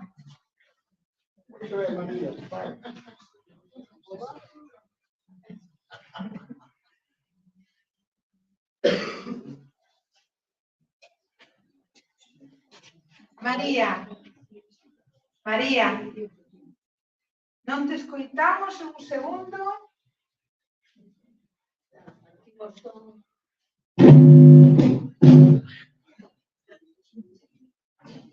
Isto é rock duro.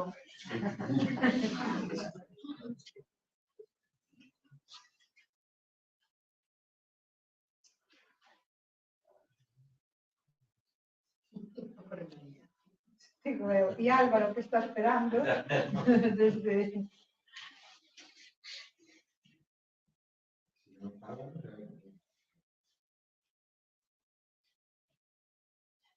María, podes falar para ver se te...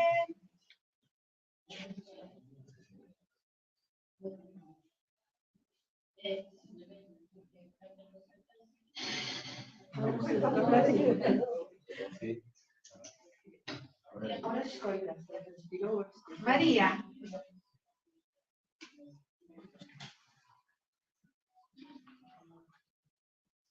Não sei se nós... Sim, agora escuitamos. Agora,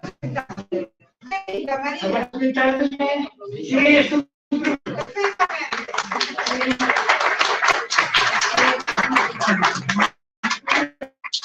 Sí. Escúchame, no. Sí.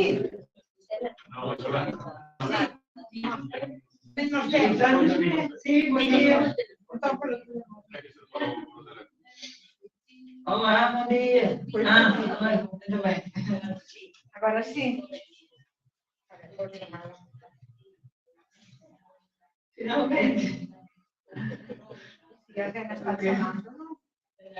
Finalmente. Yolanda, si quieres decir, para darle... ¿Y cómo nos comunicamos con ella? Mándale un mensaje de texto. Mas eu não escuto a sala, não sei o que é que se está a passar. Simplemente que arranque, porque está conectada ali. Sim?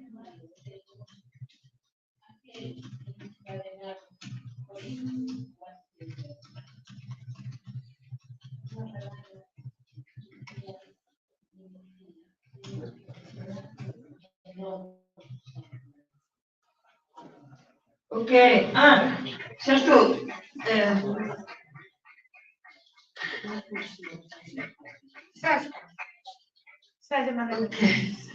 Pronto, pois é uma sensação bastante estranha porque estou aqui a falar no vazio. É uma sensação muito estranha, porque estou a falar, mas não tenho qualquer retorno do que está a acontecer. Eu vou começar a falar, se há qualquer coisa, por favor, escrever. Ok, sim. Então, eu vou começar a falar, mas tendo presente que eu não sei o que é que se está a passar do outro lado. E se houver qualquer coisa que não me escutais ou assim, dizer-me, porque não tenho qualquer retorno do que é que se está a passar aí na sala. É uma sensação um pouco estranha de estar aqui a falar com... Sim. Estou a começar, pronto. É só isto, função fática, aqui, um pouco estranha de estar a falar aqui com uma câmera e estar a falar no vazio. Mas pronto, sei que esta diz do outro lado, e então vou começar a falar e a começar a minha intervenção. Obrigada pelas vossas mensagens. Estava eu a dizer há bocadinho, pois, sim. Estava então a dizer há bocadinho, pois, isso, enviar-vos um saúdo a todas as pessoas presentes. Queria deixar aqui um cumprimento especial à minha professora Olga Rey, que há muitos anos que não a vejo, que não sei dela, mas sei, pronto, que também foi a minha professora. Sim, aí, agora que me estou a ver. Foi a minha professora no Liceu Salvador de Madariaga, que também foi professor. Estás me ouvindo todos bem, não foi? Não é? Sim. Pronto. Pois então, continuo. Queria então deixar-vos aqui duas notas prévias. A primeira é que faço votos porque este seja um dia de alegria para toda a gente e em especial para o António, que seja como imaginamos desde o momento em que começamos a preparar esta homenagem há uns meses, há bastantes meses, uma festa para transmitirmos ao António quanto a sua pessoa nos deixou marcas de muitas maneiras. Há bocadinho o César estava a falar de como o António o influenciou. Acho que estava a falar em nome de muitas pessoas, refiro completamente nessas palavras. Eu quero que esta homenagem, esta celebração sirva para manifestarmos a gratidão pela sua vida, que me dera estar aí contigo, António, mas pronto, estou aqui a falar-vos desde Lisboa, que nada gastarei. Enfim, así eu desexo que esta homenaxe manifeste non apenas as ideas do Antonio, o seu traballo, a súa vida en Milagres, que xa foi referido por algúns de vós, é plural, complexo, rico, mas que, sobretudo, manifeste o que realmente é importante, que son as persoas, as relacións entre elas. O Antonio é unha teia de relacións. Se penso no Antonio, penso en moitas relacións, en amizades. E ontem, escrevendo aquí estas palabras, estas notas, lembrei-me dunha frase de Viqueira que dicía, parafraseando Michelet, que as patrias futuras terán de ser de grandes amizades. E o Antonio, para mí, é isto, unha patria presente de moitas amizades e estamos aquí presentes. A segunda nota é tamén porque, por esta vontade de deixar registro de relacións e de vida, eu quero falar do profesor que foi para mí, para a alumna que eu fui no ano académico 88-89, do profesor que continua a ser inspiración para mí neste momento en que eu levo décadas tamén exercendo como profesora de español lingua estranxeira no sistema público, na escola pública portuguesa. Como alumno, deixa-me que te diga, Antonio, que me lembro de moitas das tuas aulas. Ontem fazia memoria e agora que estou a pasar por un tratamento que me está a deixar aquí moitas marcas na memoria, que estou assim meio nebulosa, o meu cérebro está un pouco nebuloso e ontem ficaba surpreendida da nitidez que me lembro de algumas das tuas aulas. Pode ser que haxa quen considere que non é profesor, que isto é unha cousa banal, porque aulas, todos pasamos por moitas aulas, todos tivemos moitas aulas na nosa vida, mas qualquer profesor sabe polo exercicio da súa docencia que a súa biografía pasa por ese espazo tan desconhecido que é o espazo das coñecido e desconhecido ao mesmo tempo, o que está a sentir un profesor dentro dunha sala de aula. Non há nada máis importante que o tempo da aula para facer o que ten que ser feito, que é ensinar a distinguir o que é errado do que é certo, escoller o certo, transmitir, crear memoria, facer con que as novas xeracións entren nesta aventura entusiasmante da cultura humana. E vou fe que fizeste iso comigo, que fizeste iso con as tuas alumnas, con os teus alumnos. Na altura, con os meus 15 anos para 16, que tiña, cando foste meu profesor, eu xa tiña ouído a palabra, o nome da filoloxía, como que ouve o nome dun amor para toda a vida.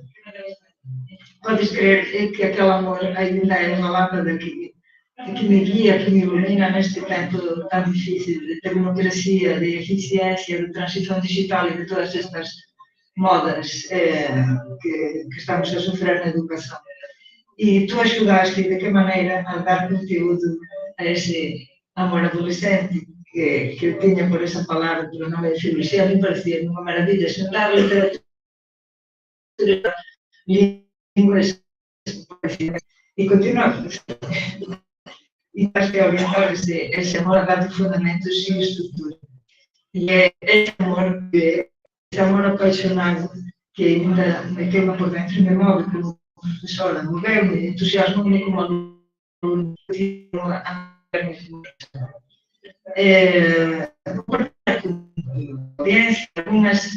Algumas memórias dessas aulas que eu tenho tão vivas.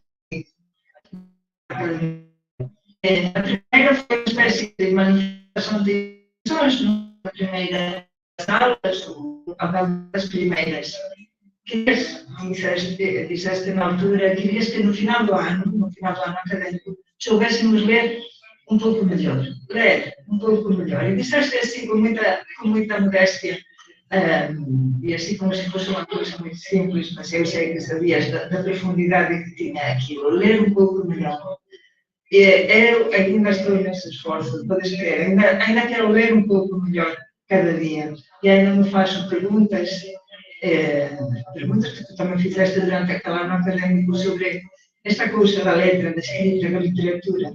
E eu herdei esse propósito com o meu alunado e às vezes um manifesto, sim, quando fazemos aquela manifestação de intenções, mais ou menos explícita no início do ano letivo, sempre me proponho, quero ensinar-vos a ler um pouco melhor. A segunda foi uma das duas primeiras aulas em que estivemos a ler um texto que na altura me pareceu desafiante, pronto, como já comentou aqui a Rei, era realmente dava-nos coisas desafiantes. Não era fácil ler aquele texto, nunca me tinha enfrentado com um texto conceitualmente tão complexo. Agora entendo, anos passados, que tu não subestimavas os teus alunos, não subestimavas a nossa inteligência e a nossa capacidade de aprender e de se pegar onde tu nos querias levar. Noutra aula, levaste o manual de Lázaro Carreter, que era um manual adotado na escola, mas que no liceu, mas que não foi por aí por onde estudávamos pelos livros que eram de leitura para aquele ano. E levaste, eu penso que também para mostrar-nos que muitas das coisas que se diziam nos manuais não eram assim tão consistentes quanto isso. Era um texto, lembro, um texto introdutório sobre a cultura da Idade Média, este tipo de introduções socioculturais, históricas, que estão no início de cada época histórica, e foste desmontando um a um, desmembrando as coisas que Lázaro Carreter dizia, mostrando outra imagem da Idade Média, outros conhecimentos, e para mim aquilo foi muito transformador, porque estávamos habituados a ler os manuais como que aquilo era coisa assente e uma verdade incontestável, e aquilo marcou-me profundamente. Não era só analisar o discurso, não era só algo que fazias constantemente nas tuas aulas, guiar-nos na análise dos discursos, era o cultivo do espírito crítico, que era também a tua capacidade de nos fazer entrar na alta cultura, na muito nobre república literária da que me sinto cidadã e que na altura eu sentia, ainda que não eu dizia com estas palavras, mas que me estava a sentir acolhida eu, que já era uma grande apaixonada pela literatura e pela leitura. Muita gente confunde, e alguns que desenham políticas educativas também confundem democratização da cultura com banalização de conteúdo ou coisas piores, mas tu não o fazias. Nas tuas aulas eu conheci a literatura dos Goliardos, li sonetos de Petrarca, conheci Camões e Essa de Queiroz, aprendi fundamentos de linguística, aprendi quem inventou e com que significado o conceito de glossia. Esse princípio que aprendi de ti é um dos que mais me move como professora, ensinar ao meu alunado o melhor que eu sei, com respeito por eles como tu tinhas por nós. Também por ti conheci a memória da minha própria cidade. Naqueles tempos de Pablo Vázquez, era um antídoto para conhecer Viqueira, e tu falavas-nos de Viqueira e de outros vultos da nossa cidade, outra ideia da Coruña e da memória da Coruña, que também conheci por ti. E, sobretudo, aprendi também que o português tinha um mundo na minha própria língua, a começar pelo mundo literário que a mim me trouxe. Começou naquela altura, ou começou um pouquinho antes também com o Lório Rei, que foi a primeira pessoa que me pôs um livro em português na minha mão, que foi O Bichos de Miguel Torga. Aprendi também que o português tinha esse mundo de relações à minha esfera, e aquilo foi uma semente que fez de mim, daquela aluna galega, daquela moça da Coruña, na altura moça Joana, que era como chamavas, daquela semente saiu esta professora portuguesa. Sim, como aluna, obviamente fui galega como professora portuguesa. E tu deste-me muitas ferramentas para isso, para não sentir as fronteiras que nos ian sendo colocadas, a comenzar pola fronteira da ortografía.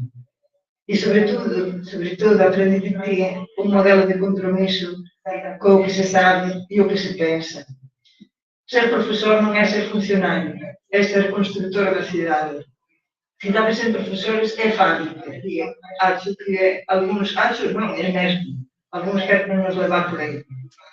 Sei que ese compromiso coa construción da cidade para ti teve custos e tamén iso é para mí unha inspiración.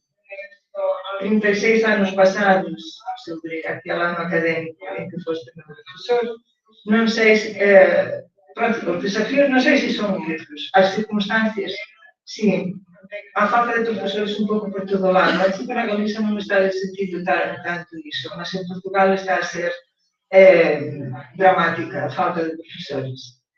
Non teño dúbida que ten a ver con este ambiente cultural que se alimenta a competitividade, o individualismo, o desprezo polo outro, e tamén por algo que é inherente a ser profesor. Querer transmitir, ter paixón e amor pola cultura e tamén pola democracia. Isto é o que eu aprendi de ti, a responsabilidade, a importancia das relacións, a maravilla do que é transmitir, a transmisión dos saberes fundamentais, as artes do discurso. Nisto, para mí, nesta transmisión das artes do discurso, nese exercicio das artes triviais, foste e és un mestre, para mí, és un mestre para nós. Por iso, 36 anos depois de seres meu profesor e de eu ter a sorte de estar nas tuas aulas, essas aulas que me deixaram tão profunda memória e que continua a ser um dia para mim. Obrigada, António. Obrigada, professor.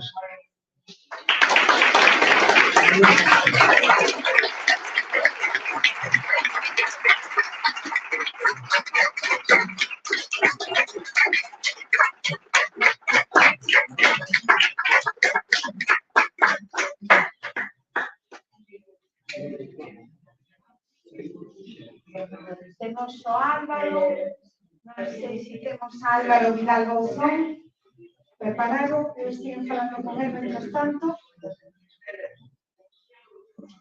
e penso que sí.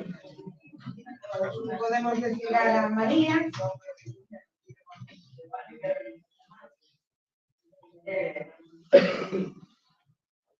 E estou de dizer ao Álvaro que vamos, e ele está aí preparadiño.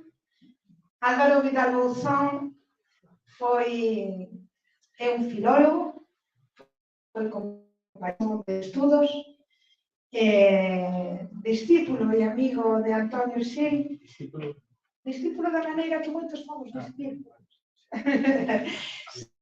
Sen necesidade de pasar por aquelas aulas, pois eu penso que somos moitas as persoas aquí que nos consideramos discípulos de Antonio, e Rosa, se me permites, tamén discípulos túas e discípulos teus.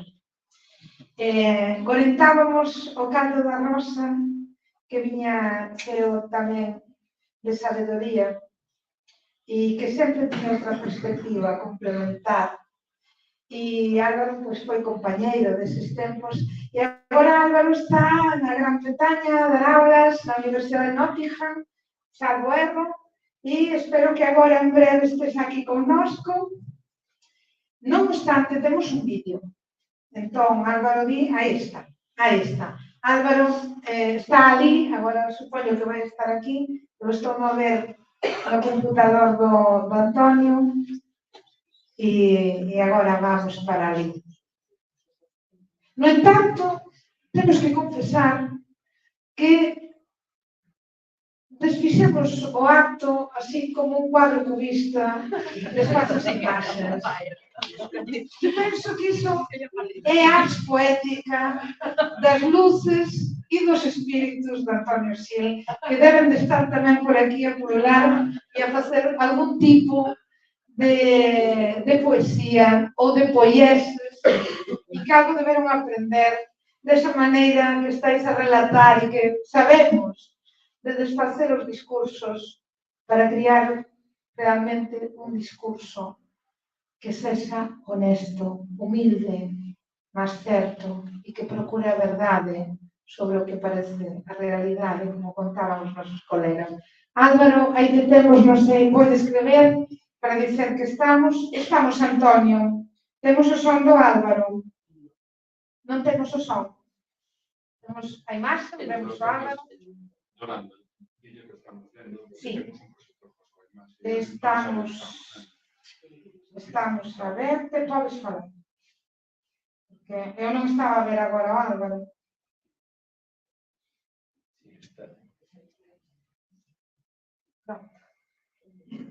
Entón, Álvaro.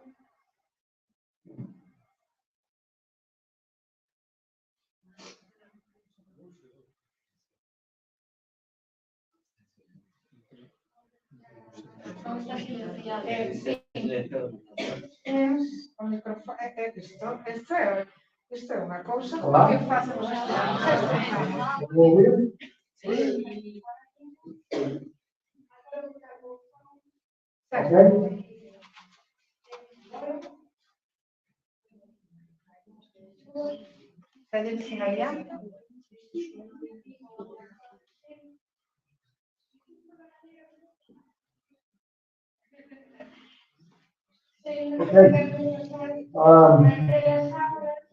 Pronto, bom dia desde Nóxida. Así que esté invocado como a pobre de María. Ahora mismo desplazó a cosas las personas que como aguanto, por tanto no tengo tampoco un corrector ni no sé realmente a qué tipo de introducir y con un mínimo de certeza.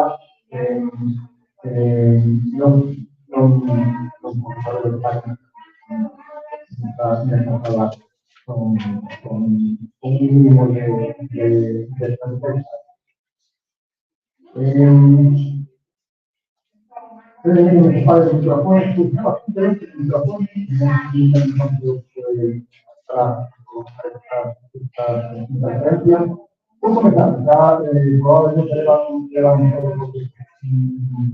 un tiempo ocupado esta mañana y más la última media hora por internet físico tecnológico. Pronto, caros amigos, caro Antonio, nada me gustaría más por el país. Un ano para o outro non teño o YouTube ligado a mí, non teño máis nada ligado que o WhatsApp, porque o tipo de interferencia que vai llamar. ¿Continuo? Sí.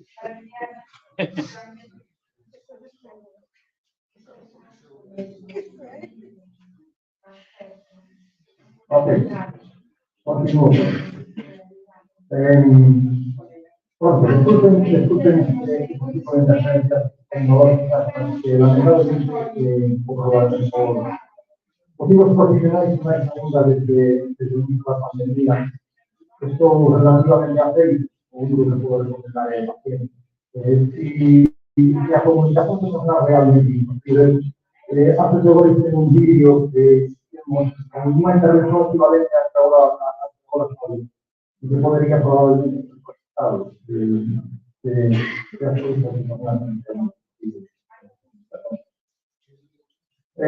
como decía, nada para más para ahí, contigo Antonio, con todos vos, celebrando y participando en esta justa y merecidísima homenaje. Debo comenzar de todos los libros, agradeciendo, claro, a los organizadores y harto más mucho especial a los meus amigos, Rodríguez Alvarez, y Ángel Sestó, hoy me contactó individualmente conmigo, y me pedí que pronunciase algunas palabras más sobre la obra como significa para el lenguaje, por tanto, sobre la obra de Antonio. De esa parte de la tu obra, en la que ahora, es obvio que elementos políticos boa parte da súa proliferación está en todos os géneros y en diferentes principales modalizadas de modo tamén diferente. Como dicir, en todo caso, aqueles textos que son máis inmediatas a identidade, como perteneciendo a tradición de raíz académica. Y para hacerlo creo que es una definición igual, acordándonos a un periódico norte, de Marqués, Gigante, advertía no sentido de que al una forma, no una sustancia. Los sociales consentidos por algo que denominaré muy forma de contribuir. Y con eso, o que pretendo es rescatar aquellos aspectos que configuran o elementos más activos y ao tempo máis original do que eu contributo. Isto quer dizer que, lendo a súa obra, eu tamén a muitos de nós, na minha xeración, e nas súas xeracións posteriores, hemos aprendido cosas contigo. Hemos aprendido tamén aquellos que manifestamente se declaran os nosos adversarios, os que se disputan con el interés público. Tamén, se sabe que nos realmente despois de aquelas referencias intelectuais e académicas que serían necesarias para falar condições que uma comunidade. Porque se aquilo que o primeiro de tudo é então, ainda não é mais concreto, que são as duas humanas em geral ao outro. Ainda indo um pouquinho mais ao detalhe, como funciona, qué van a considerar las lenguas y las lenguas sociales humanas, o que podemos llamar modernidad. Cómo se han implementado, cómo funcionan, podríamos decir, las sociedades niveles, cuando se ven forzadas de un modo o a implementar el programa. Y en ese sentido, la línea esencial de la obra es a permanencia nada que hacer las cosas corresponden realmente con la realidad de la gente. Por tanto, tenemos una normal, la normalidad. Y ahí da alguna duda. Ponemos incontestable. No nacionalmente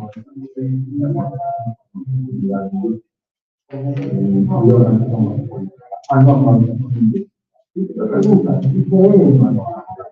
¿Cómo la comunidad normal? Deja a una cultura,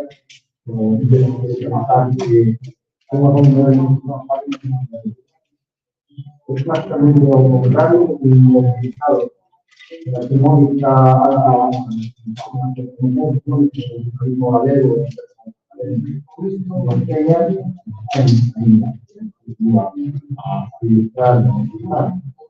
Correctamente, esta división de conocimientos por una serie de sectores que de algún modo saber más a territorios de diferentes y descubrir también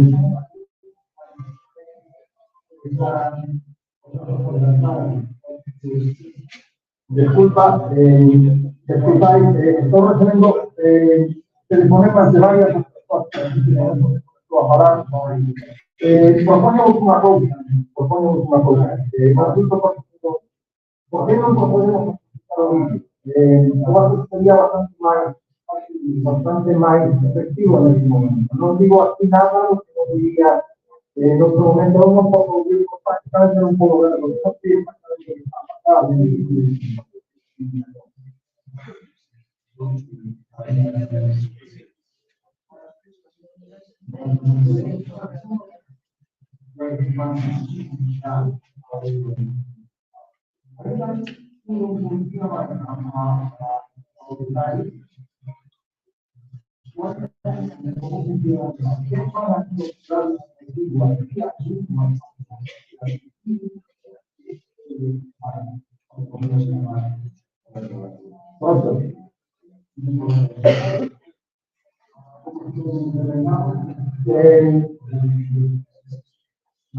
Vamos un poco esto. Vos a confiar en disculpas por las problemas. Hace un tiempo, llevar consigo algo, la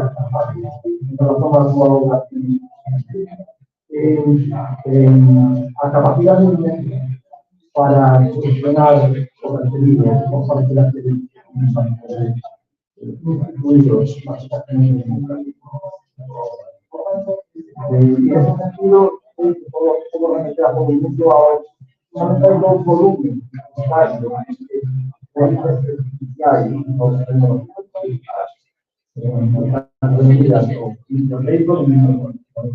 claro, o temas de música política. Más, algunos de nuevo, pero para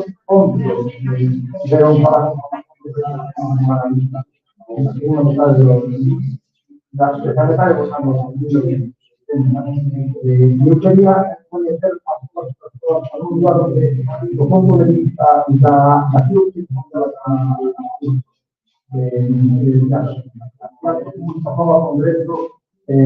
la lengua galego analiza cuatro la lengua como título bastante significativo en donde aproximación a la lengua la Galiza y lo beneficiario.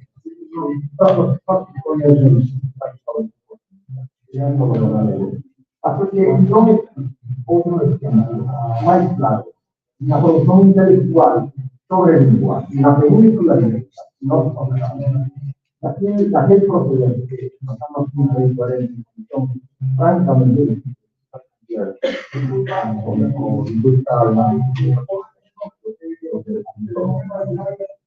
es un caso, evidente que los están en posición. Aparte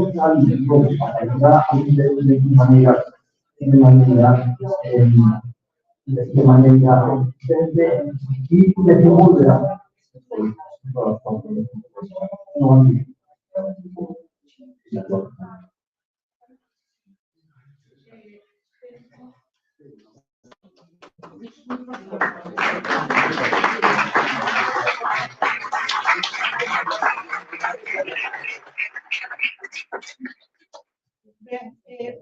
O Álvaro está a pedir desculpas e somos nós os que temos que pedir desculpas ao Álvaro, mas isto era un barullo terrible e estábamos a dizer, mas eu non sei se tiña capacidade de estar a ver as mensaxes todas e ao mesmo tempo estar a ligar. Pedimos moitas desculpas, non sabemos o que se pasou, mas en fin,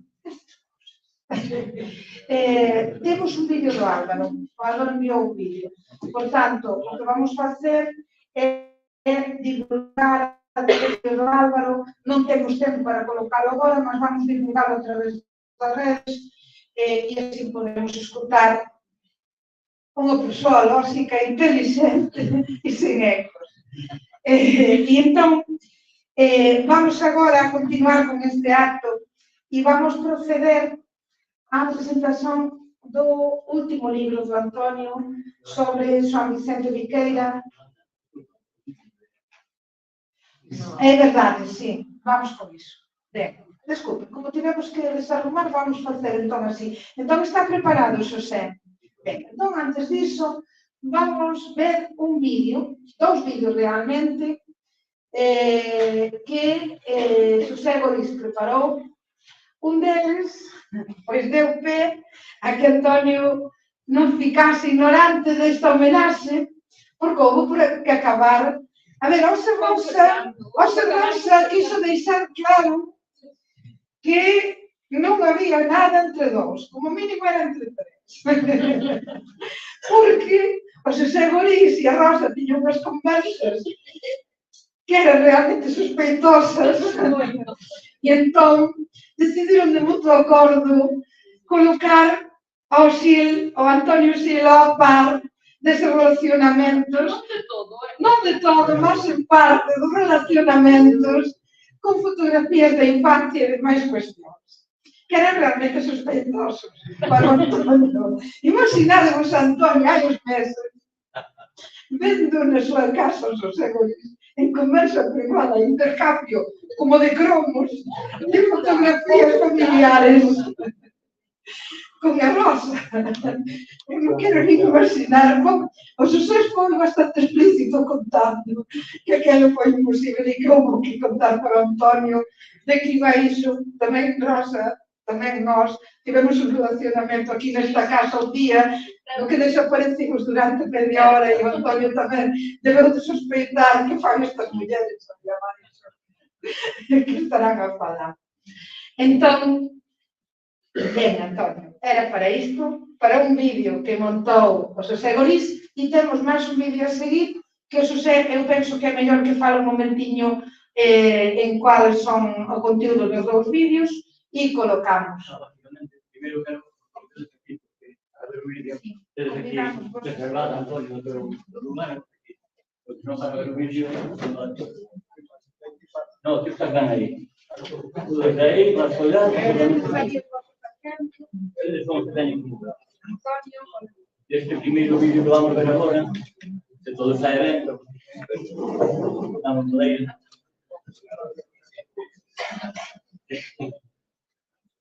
É un vídeo máis persoal, máis íntimo, ata onde se pode ser íntimo. Antonio vai para mí. Depois o outro é un resumo moito resumido dunha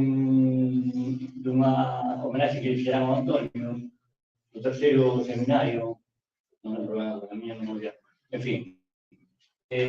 Este outro vídeo, acho que son 15 minutos, unha coisa así, embora o vídeo completo dura tal vez máis de 2 horas. Vamos a disponibilizar no YouTube da Academia para quen queira verlo na íntegra. Entón, vamos ver se lle damos aquí ao play e todo sai ben. Vai ser.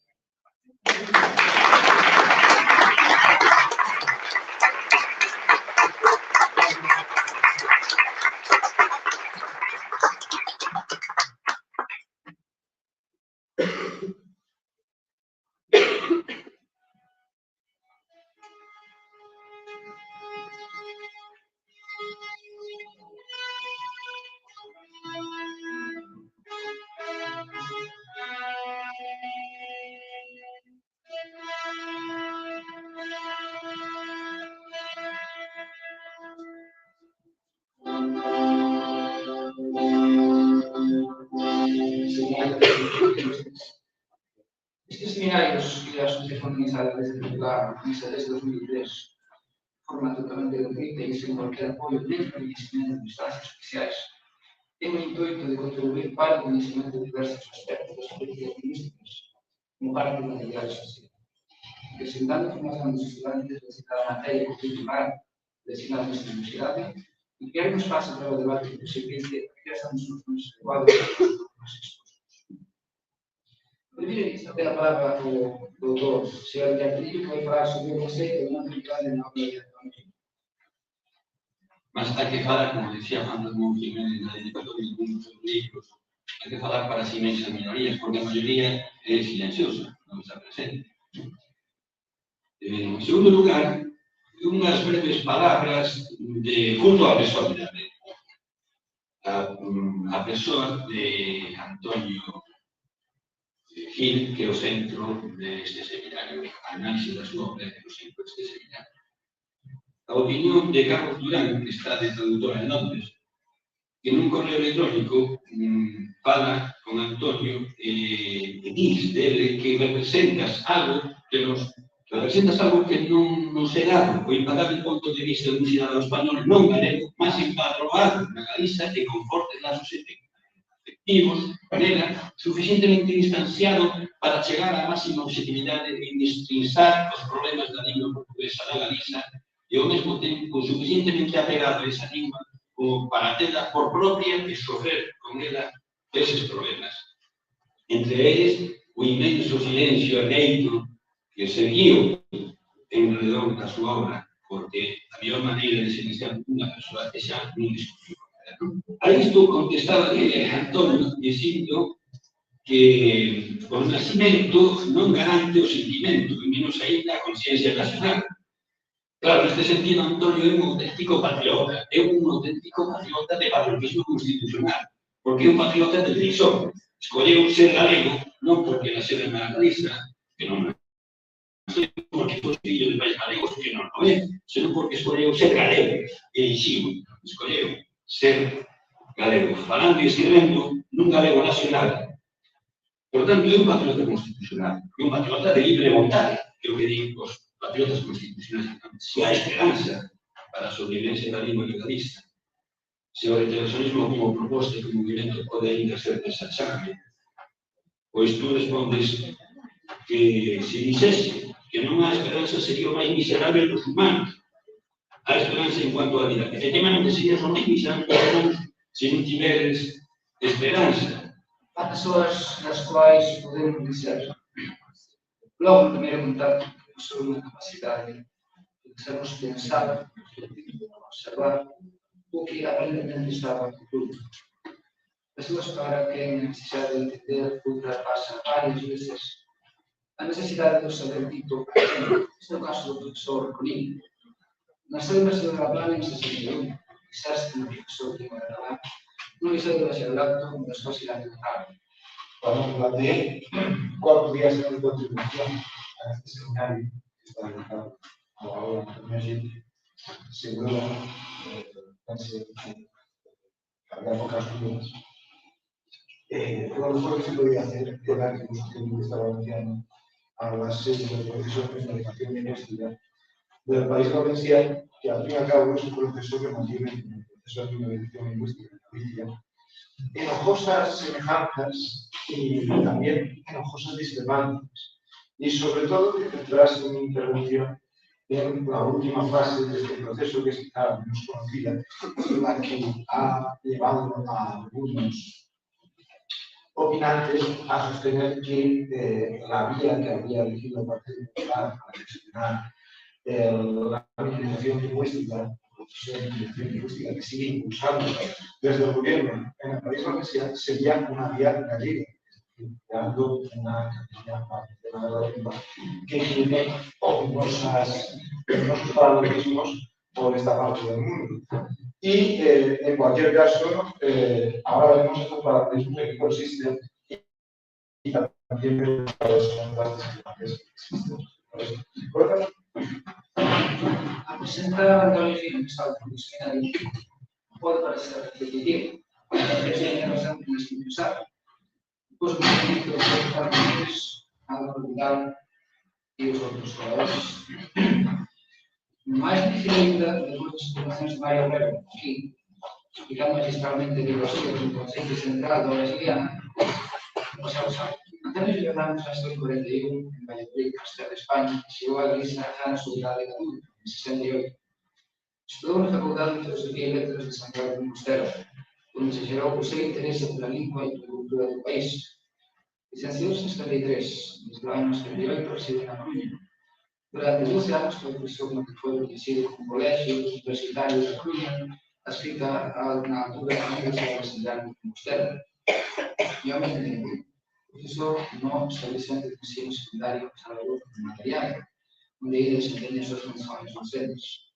Durante os últimos 30 anos, tem desenvolvido um trabalho prático e cívico de investigação sociolingüística muito intenso nos momentos mais relaxado, embora nem menos produtivo, nos últimos anos.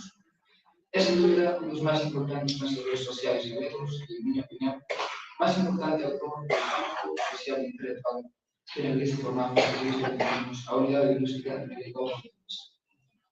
Para quem conhecemos pessoalmente António Gil, e temos desfrutado do seu ministério organizado por mais de 20 anos, entendemos que esse seminario comenzou su homenaje. Pretende dedicado a uma grande parte de sua vida ao uso do português de Galicia, deixando no caminho horas esquecidas e satisfações pessoais, sofrendo, em companhia de outros, exclusão das universidades, o silêncio e a incompreensão de muitos esperados companheiros de viagem, construindo um discurso e umas práticas sociais cuja coerência e solidez temos de umas formas. Tem a palavra o professor António. Obrigado. Obrigado. Estaba pensando que felizmente non son que queira ser boi. Así que para ser boi comezar a dizer.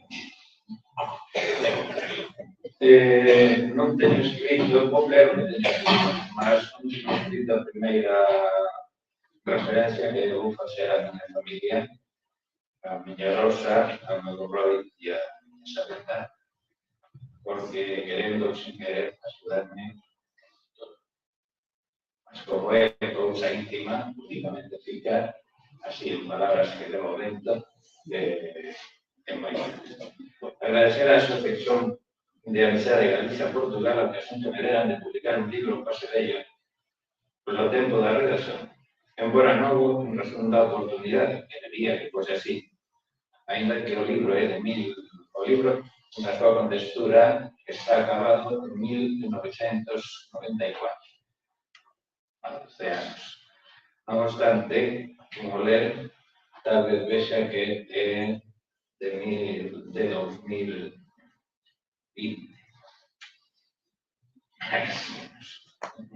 Quero dizer que no 2020 vamos a estar máis ou menos na mesma situación, máis peor que en 1994. Algunas das críticas que neste libro faço a liña oficial da normalización lingüística do galego seguramente xa están agora ultrapasadas en un tempo moito máis porque xa aprenderían de nós como teñen que facer retórica para non caer nos erros en que caído.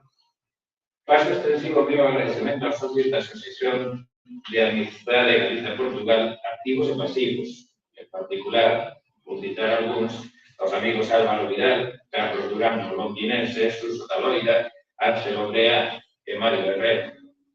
Aos citados e aos non citados o meu máis cordial agradecemento. Acrescento os nomes de outras persoas que non son socios da Asociación de Amizade Galicia-Portugal, mas que de unha maneira ou de outra contribuíran na redacción do libro e a redobres. Xosé Luis Fontela Rodríguez, con que tantos momentos de entusiasmo e dor da risa compartillei, e Isabel Rey, que somete a crítica as miñas mensaxes en Pueblo Patios, por el Nego da Lingua e Asamblea Viva. Neles mostro-me agradecido a todos os que levan adiante, sempre con suceso, a luta en prol da integración da artista na lusofonía, luta individualizada que non individualista. Cito a esta o nome de dúas persoas profesores de universidade con as que me unen lazos de complicidade por dentro ambidestra ou ambisinistra. A primeira persoa é Celso Álvarez Cano, infatigable crítico de un país que pouco quer crítica e persistente investigador dos usos lingüísticos, en terra cuxas linguas apenas son aparentes. Rogo que estenda o meu reconhecimento na materia. A segunda persoa, Xosé Luis Rodríguez Fernández, con quen tanto concordo e discordo, é bello coñecido tamén profesor meu, cuxa relación veio a ser beneficiosa para min e a xo tamén para ele. Non me esquece doutras persoas que sofreran o sofre na perseguición do nacionalismo español sobre diversas frases mascaradas. Somos amigos que se constituirán no grupo docentes contra a represión lingüística. Eu penso que sobraba de lingüística docentes contra a represión. Que denunciaran todas as que, comenzando por eles, padeceron e padecen os lusófonos, particularmente os lusófonos, nesta parte do Reino de España. Eles non calaron, Suso Pérez Fieites, Suso Sánchez Sobrado e Manuel Serrano Gómez. Sen dúbida, objetivamente, a hispanofonía de Puerto Rico, face a anglofonía dos Estados Unidos of América, ten os mesmos alicerces teóricos e prácticos do que a lusofonía da Galiza face a hispanofonía do Reino de España.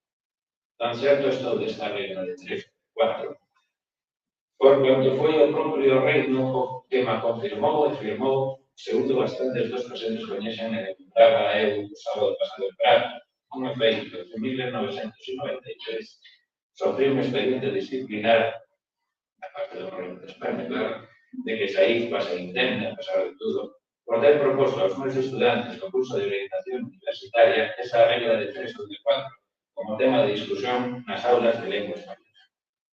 Segundo argumento, eu, como castellano e español, non estou dixendo de cumprir os principios universais da ética occidental. Estimo que, a pesar de todo, o Reino de España pertence ao occidente cristiano, de modo que o cristiano, que agora non va a atender antes con deixamos en post-cristão, de modo que os seus súbditos estamos sometidos, a pesar de todas esas principios. Bom, o principio ético máis genéticamente admitido costuma ser formulado en España. Non pasas a outro o que non quixeres que outro pase contigo.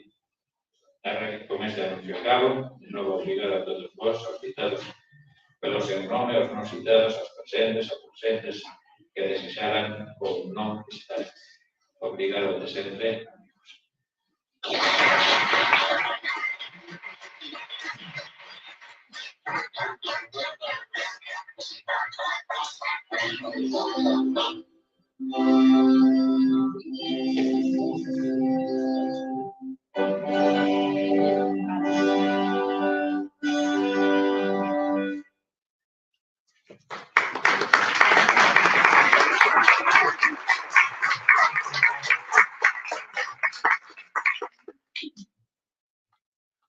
Afortunadamente esta é unha homenaxe a unha persoa que está viva e superviva, a pesar do susto que levamos hai uns meses aquí na bandeira con Antonio. Por tanto, non só vamos a escoitalo falar aí nun vídeo, senón tamén en directo, e vamos convidar a Concha Rosía para que presente a presentación do libro con Xosé Antonio Lozano e Antonio Xil, do seu último libro sobre Xoán Vicente Viqueira, Poemas e Ensaios, 1924-2024, publicado por Através Editora, e do que hai exemplares aí, que abrimos agora a mesa para a venda, non só deste libro, senón tamén de algúns libros de Antonio Xil. Comunicaba que conseguimos onte con Joan Trillo 3 exemplares de Luces e Espírito, que di Antonio que non ten tantos. Entón, eu penso que van ser os 3 últimos e que nos vamos a ir a bater por eles. E tamén temos exemplares de Baralla de Soño e de outras obras, e hai algunha publicación máis en torno a outros puntos da nosa cultura. Por tanto, deixamos con Concha, con Xosé Antonio Lozano Chiqui e con Antonio Xil.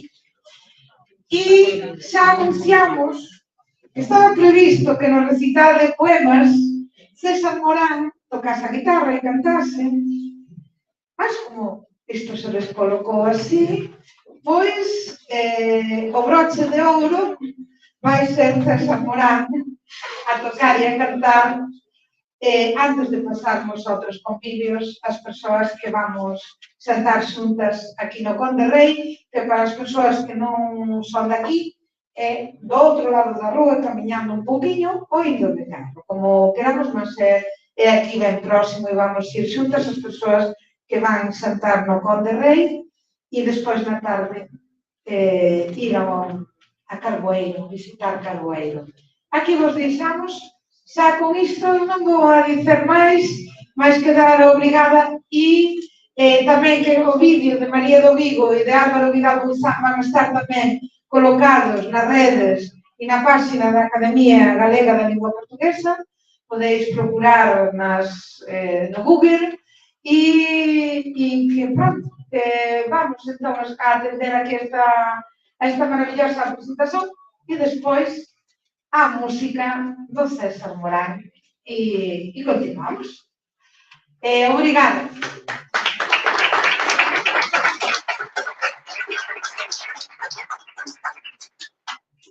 Ben, pois pasamos entón a presentar o libro de Antonio, o libro de Antonio Viqueira, e vou ser brevísima porque pois o tempo, como dicíamos, vai se nos indo.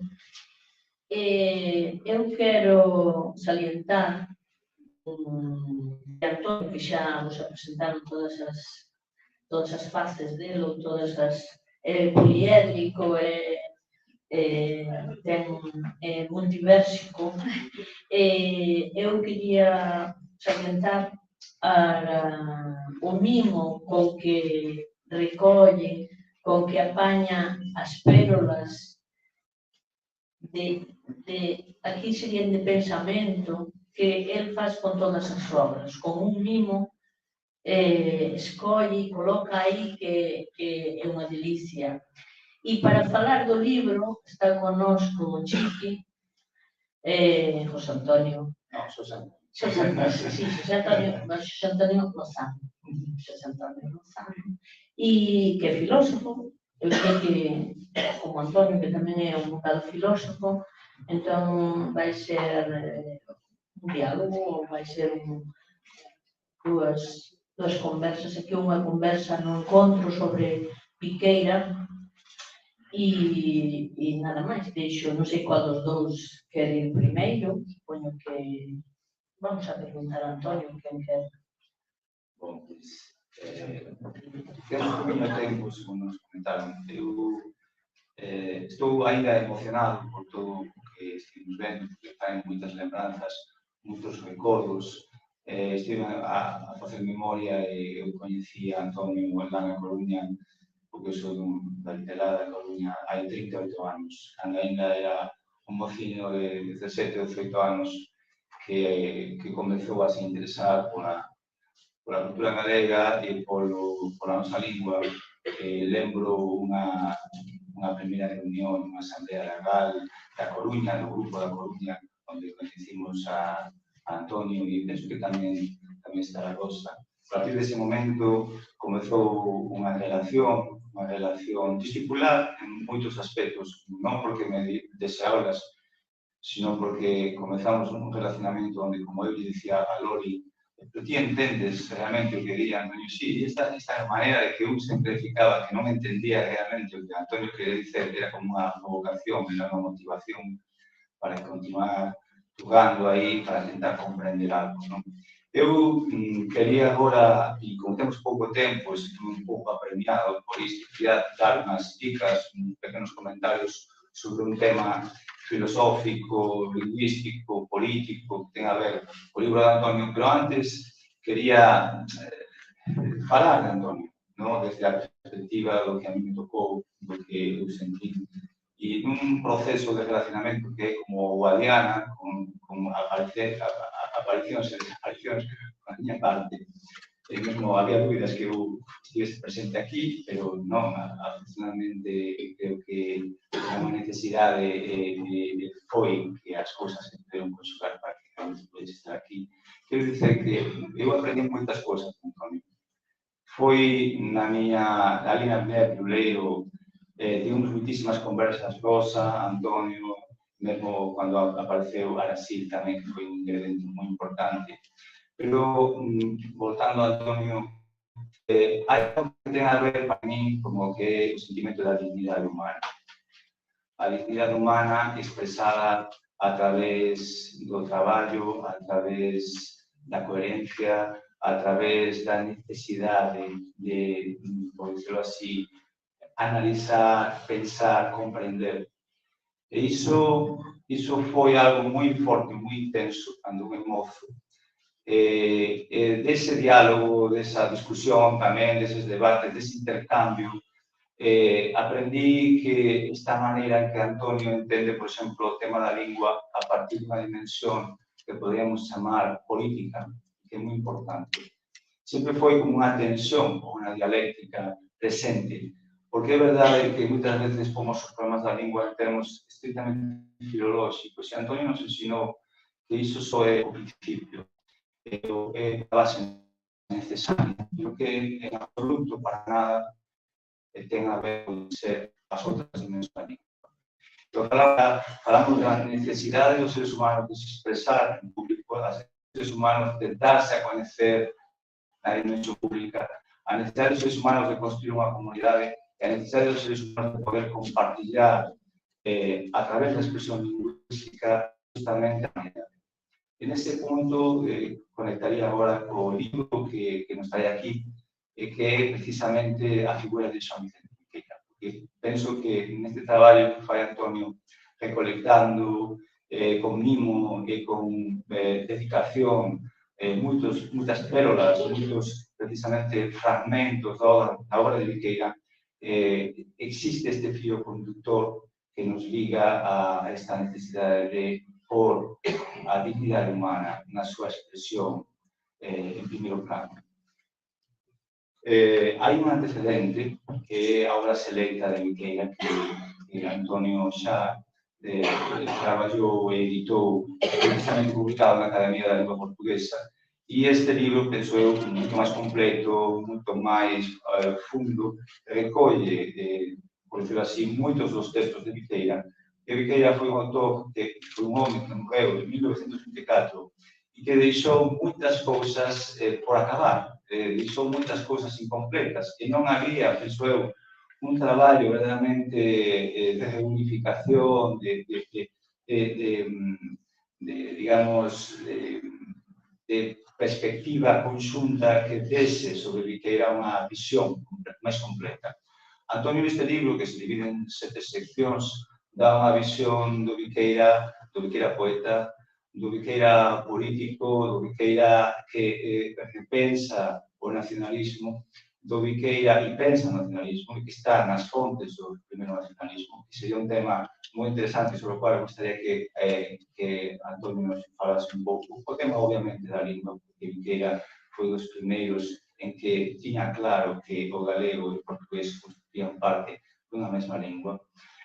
O Viqueira traductor, o Viqueira que traduciu e que coñecía textos europeos de Goethe e de outros autores, por exemplo, alemáns, onde ele creo que se vai estar na Alemanha de un ano, e onde tamén se nos dá a dimensión dun Viqueira europeísta e dun Viqueira universalista que é capaz de traer para aquí, para Galiza, esa necesidade de abrirnos ao mundo. Hai unha parte dedicada a esas traduccións de Viqueira, o aspecto lírico de Viqueira, o aspecto político, o aspecto do que sería a súa filosofía, que é tamén a súa psicoloxía. Viqueira fixo unha tese, algúns dos seus escritos están en castelán e obviamente Antonio expón en galego, portugués galego, digamos, e aí encontramos toda a influencia e todo o coñecemento que Viqueira tiña da psicoloxía da época, desde William Wundt, do coñecemento filosófico de Husserl, de William James, do filósofo Bergson. Viqueira estaba realmente, por decirlo así, conectado con que eran as correntes da época a nivel filosófico en toda Europa. Eso eu penso que é parte de algo que decía la tendencia europea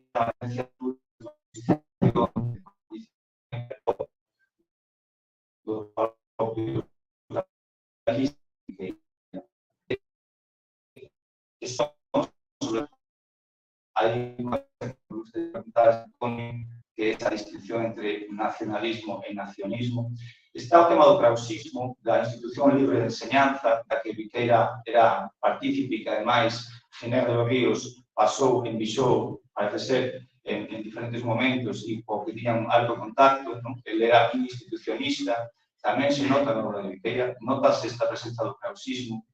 Bueno, finalmente o traballo que fai aquí Antonio é un traballo de recopilación, de escolla de pérolas de Viqueira e ao mesmo tempo de notas a pé de página, de comentarios, de indicacións, o cual creo que é unha obra para, digamos, ter, non só ler dun tirón, sino para consultar, para ter como referencia, con os apéndices, e, por tanto, é un traballo moi completo, moi dedicado, e moi no estilo de Antonio de ser verdadeiramente, podemos así dizer, con ese espírito de traballo que el ten, que é impresionante e que nos deixa verdadeiramente sorprendidos, non? Rufo, como decían antes, como está a súa idade. En fin, que eu gostaría de dicerte, Antonio, que nos fases un pouquiño do libro e queríache facer entrar xa nunha pregunta que sería a seguinte: que aprendiche de Viqueira, Antonio?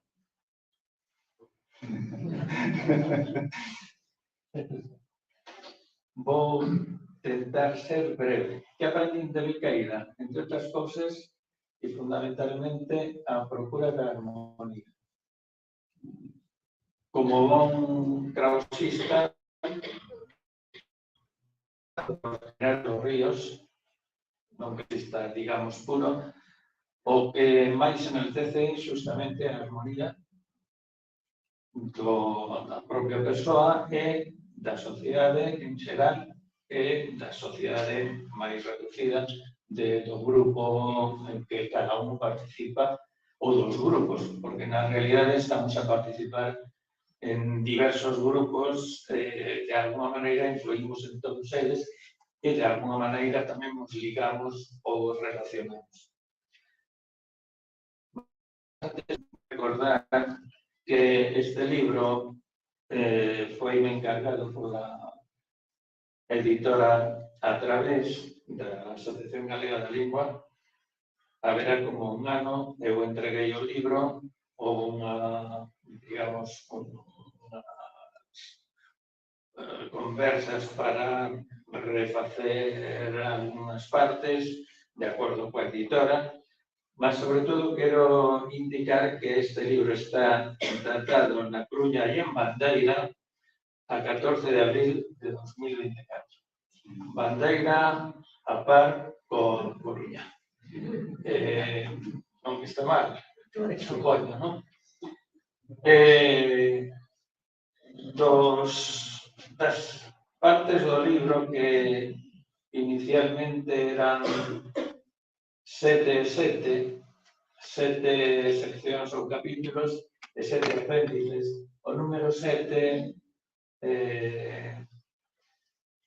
para min é particularmente querido e un tanto cabalístico, no sentido de que os 7 sí son 7 sacramentos, os mandamentos de Deus non eran máis as 7 horas de misericordia, etcétera, etcétera. Os 7 nacemos con os 7 cairamos ou non. De feito, Trindade Coello creo que é un libriño, ou non tan libriño, que se intitula O Señor 7 e que tanto podría lerse daquela parte da fronteira como deste. En cualquier caso, na sección sexta, o que vou, eu dedico a Viqueira relacionado con pensadores coetáneos. E aquí o filósofo tería que darme unhas cuantas leccións sobre filosofía e demais. Dos pensadores coetáneos, algúns tiveron trato máis ou menos non digo íntimo, pero bastante relación en vida, como foi Leonardo Coimbra, o portugués filósofo do creacionismo, unha liña tirando, digamos, a idealismo máis ou menos, e tamén coñeceu e seguiu as aulas aproveitando os días ou meses que tivo que ir a París para que lle operasen da osteomelitis, do que morreu, que padeceu cando se declarou aos 15 anos até os 32 que morreu con dores fortes. A pesar de todo, foi capaz de producir o que produciu bastante, por non dizer moito. E algúns viven do que el escreveu e investigou. Bom, pois un dos pensadores co que tivo tamén trato foi Bergson, o filósofo do elan vital, do impulso vital, que se traducen en bastantes dos escritos de Viqueira, sobre todo os escritos en galego. Outros pensadores cos que non tivo relación que eu saiba foron Gabriel Marcel, o filósofo, digamos, cristiano que acabou católico, mas como Leonardo Coimbra tamén. Sí. Mas era, digamos, o filósofo do misterio da vida.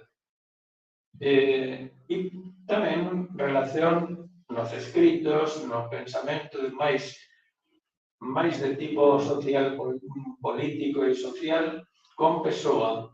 Hai bastantes textos de aquí os coloco a dupla columna que teñen bastante relación co que Pessoa creo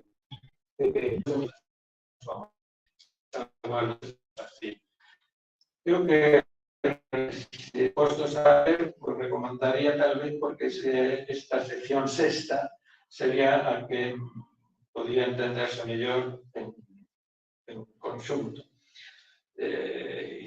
Para a maioría das persoas postas a, digamos, a investigar como era Viqueira, porque comprobar que Viqueira é como que se espella en 4 pensadores, tal vez habería que incluir outros máis que si tratan noutros apartados, noutros capítulos do libro. ¿Cuál era a pregunta? Bom, a pregunta era que aprendiste de Viqueira, pero ahora que falaste de Leonardo Coimbra, de Bergson tamén tiene influencia en Leonardo Coimbra, e comentar o tema do creacionismo, que para mí Viqueira penso que é un autor que está intentando armonizar, e gostei disso, porque despois hai un discípulo de Leonardo Coimbra que se chama Xosé Mariños, o que eu traballei, que precisamente vai a por o tema da armonía como un elemento moi esencial da filosofía e tamén o tema, digamos, do coñecimento de si mesmo.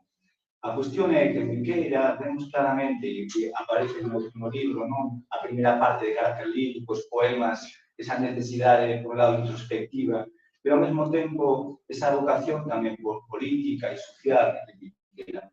Intenta, na liña do krausismo, pero tamén unha liña filosófica que se ve en outras fontes, como pode ser o Leonardo Coimbra e outros autores, é a necesidade de estar sempre no paradoxo, intentando conciliar e armonizar cousas que parecen contrarias. E, por suposto, Viqueira, a través de Leonardo Coimbra é un autor moi interesante, foi un anarquista, foi ministro en Portugal de Educación en varias ocasións. Hai esta idea de que o mundo non está acabado, o universo non está acabado, e que o ser humano é esencial no seu propio desenvolvimento, na súa propia evolución. Digamos, hai unha creación continua. E isto, con todas as ideas políticas ou filosóficas que pretendan determinar o que é o que vai ser de ser, é que nós, aquí agora, sempre estamos, como estamos facendo, estamos criando, estamos desenvolvendo algo que son absolutas. para o desenvolvemento do universo. Porque a todo isto, hai esa dimensión cósmica detrás nas investigaciones tanto de Viqueira como de Carolina, non se pensa a calidad a partir, digamos, individuais, os mesmos sociais, sino tamén unha dimensión que podemos chamar o ser humano ligado a unha conexión que é chamada cósmica, onde aí entra o tema do nacionalismo e do nacionalismo, de que maneira as nacións son órganos ou instrumentos dentro dun sentido universalista, que aí daría para comentar. Pero, en fin, o libro está ben, o libro vale a pena lelo, ver como Viqueira é un autor que, evidentemente, non é un 1934, non saberíamos que podría acontecer se se tivese máis, primeiro pola súa produción, como tantas cousas que aconteceron na Galiza, en autores que pertencían a esa época, previo ao 36. A partir do 36, as cousas complicadas. O que sabemos é que a familia de Viqueira, a nai e os fillos, 3 fillos, a maior naceu aquí en Galicia e os outros 2 en Badaxoz, donde era a esposa de Viqueira. Bom, sobre nacionismo e nacionalismo, é que na palabra nacionalismo incluense, por lo menos, 2 sentidos para min bastante diferentes, por non dizer divergentes. Nacionalista é aquel que é entusiasta da nación. É o que dá o significado gramatical dos sufixos. Nacionista sería aquel que, tendo nación, aínda esa nación non está completa e está na liña de completarla de alguna maneira até que esa nación se reconverta en Estado. Entendendo, segundo o pensamento de Viqueira, que os Estados non son nunca absolutamente independentes. A humanidade entende que necesita estar distribuída en nacións-Estado, mas armónicamente, de modo que a paz sexa o que goberne sobre todas elas. Estamos nunha época, nuns anos, en que parece que é todo o contrario, sinto moito, mas Viqueira nestas circunstancias que non o mataban, non sería o menos totalmente contrario. E ten o mérito de que, a pesar de que a súa educación foi na institución libre de enseñanza, que é fundamentalmente de nacionalismo español, foi e continuaron, el, cando pasa a ser catedrático de filosofía e lógica, primeiro en Santiago e despois na Coruña, no instituto onde eu comecei a exercer de funcionario, no Salvador de Montenegro, Eusebio da Guarda, é curioso porque se repensou, digamos, o seu nacionalismo español e o adaptou, o aplicou a Galiza e ao que sería o que teria que ser nacionalismo galego para chegar ao nacionalismo da Galiza. É sempre con vistos a que a Galiza non pode desligarse do que algúns chaman, e tal vez non se equivoquen, os fillos da Galiza, que son Portugal, e despois o resto de fillos que foi facendo Portugal polo mundo adiante, os países africanos, Brasil, bendito, etc. Penso que con isto xa falamos suficiente, non? Temos a tarde toda para falar, é pena non poder abrir un coloquio, mas temos a música a guardar para poñer o peche final e nada, a verdade é que é unha cestiña de pérolas para cultivar, moi cultivada, para cultivar o efeito que nos podan facer. Palabra, tú que tens as asas cor de iris no ceo, vai de alma en alma, petando na porta e dicendo: espertai, galegos, os tempos son chegados. Obrigada, Antonio, por facer despertar os galegos e galegas.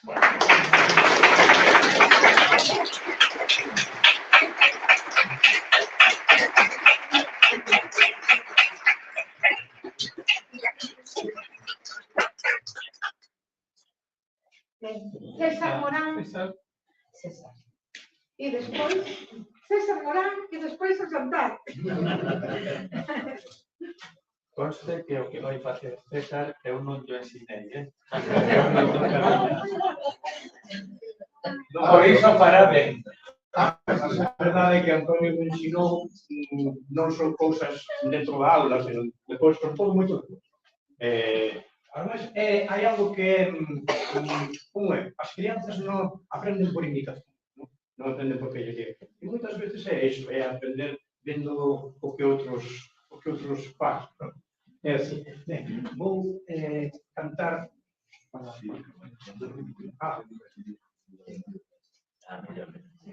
vou cantar para Antonio, porque o que vou cantar sei que el o coñece e gosta. E ven un pouco tamén ao caso porque son dúas cancións feitas sobre poemas de Viqueira, de Xavier de Viqueira. Entón, falo así, sen ningún tipo de amplificación, acho que se ouvirá. A primeira é un soneto 1, tamén eu, e que eu compuxen a primeiros dos 90. E despois, máis tarde, no 98, graveino no meu primeiro disco, Río de Son e Vento. Aí vai o... Non modifiquei nada, canto tal como Viqueira o escreveu.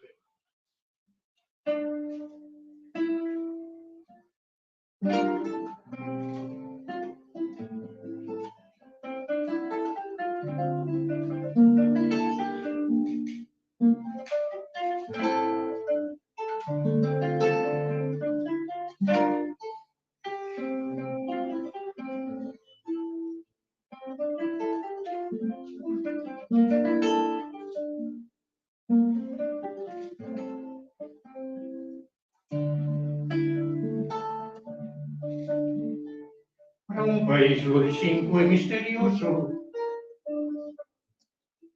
en vagos soños emigra cada día. Miña alma, cal linda cotovía,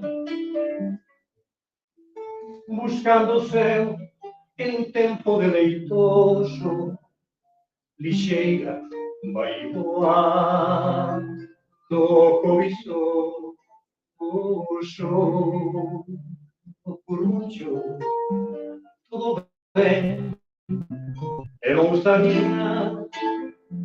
en breve, mas envolto de poesía, abalado de un cántico armonioso.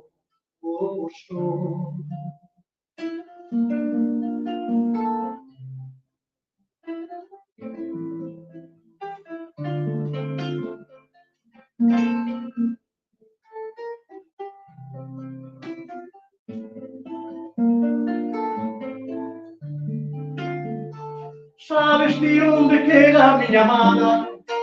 Este país de unha eterna aventura que nunca foi e non será igualada. Nos brancos brazos teus todos ternura, no amoroso fulgor da tua mirada, dos teus beijos na cálida doçura.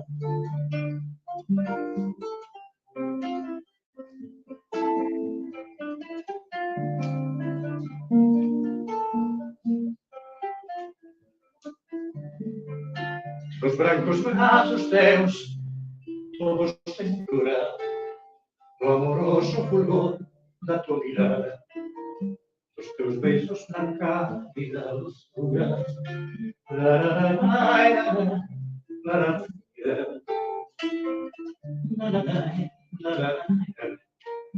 Dos teus beijos na cálida doçura.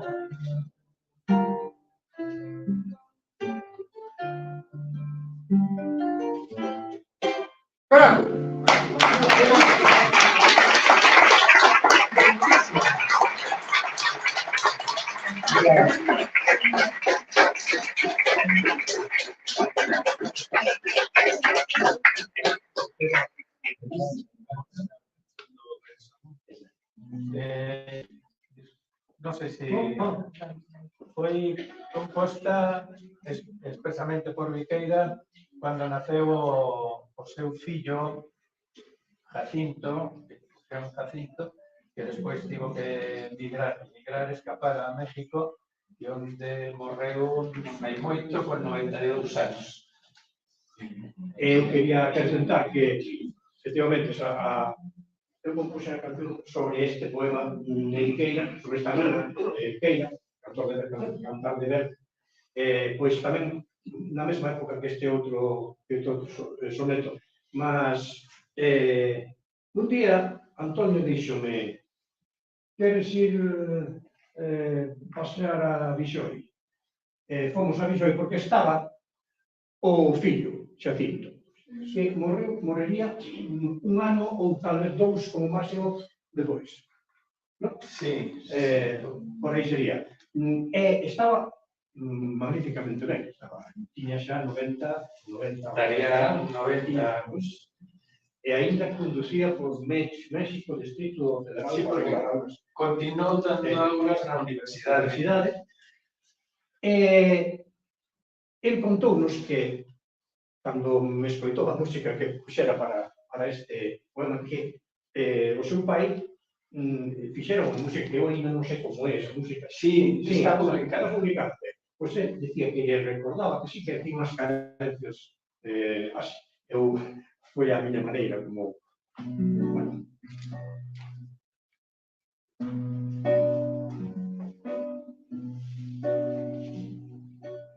Baixo do branco luar, logo adormecen as flores do dia, entre as folliñas repousan allá os paxaros voadores. Dorme, amor dos meus amores, dorme.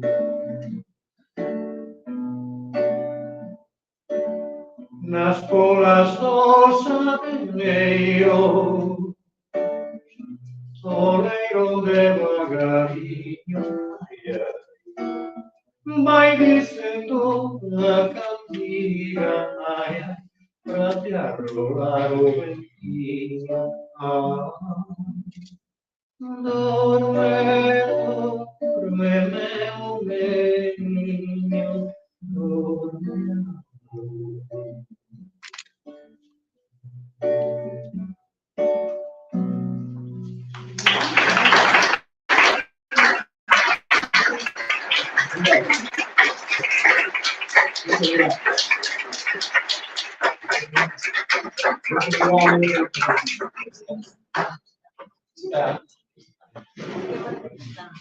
Levantamos acta.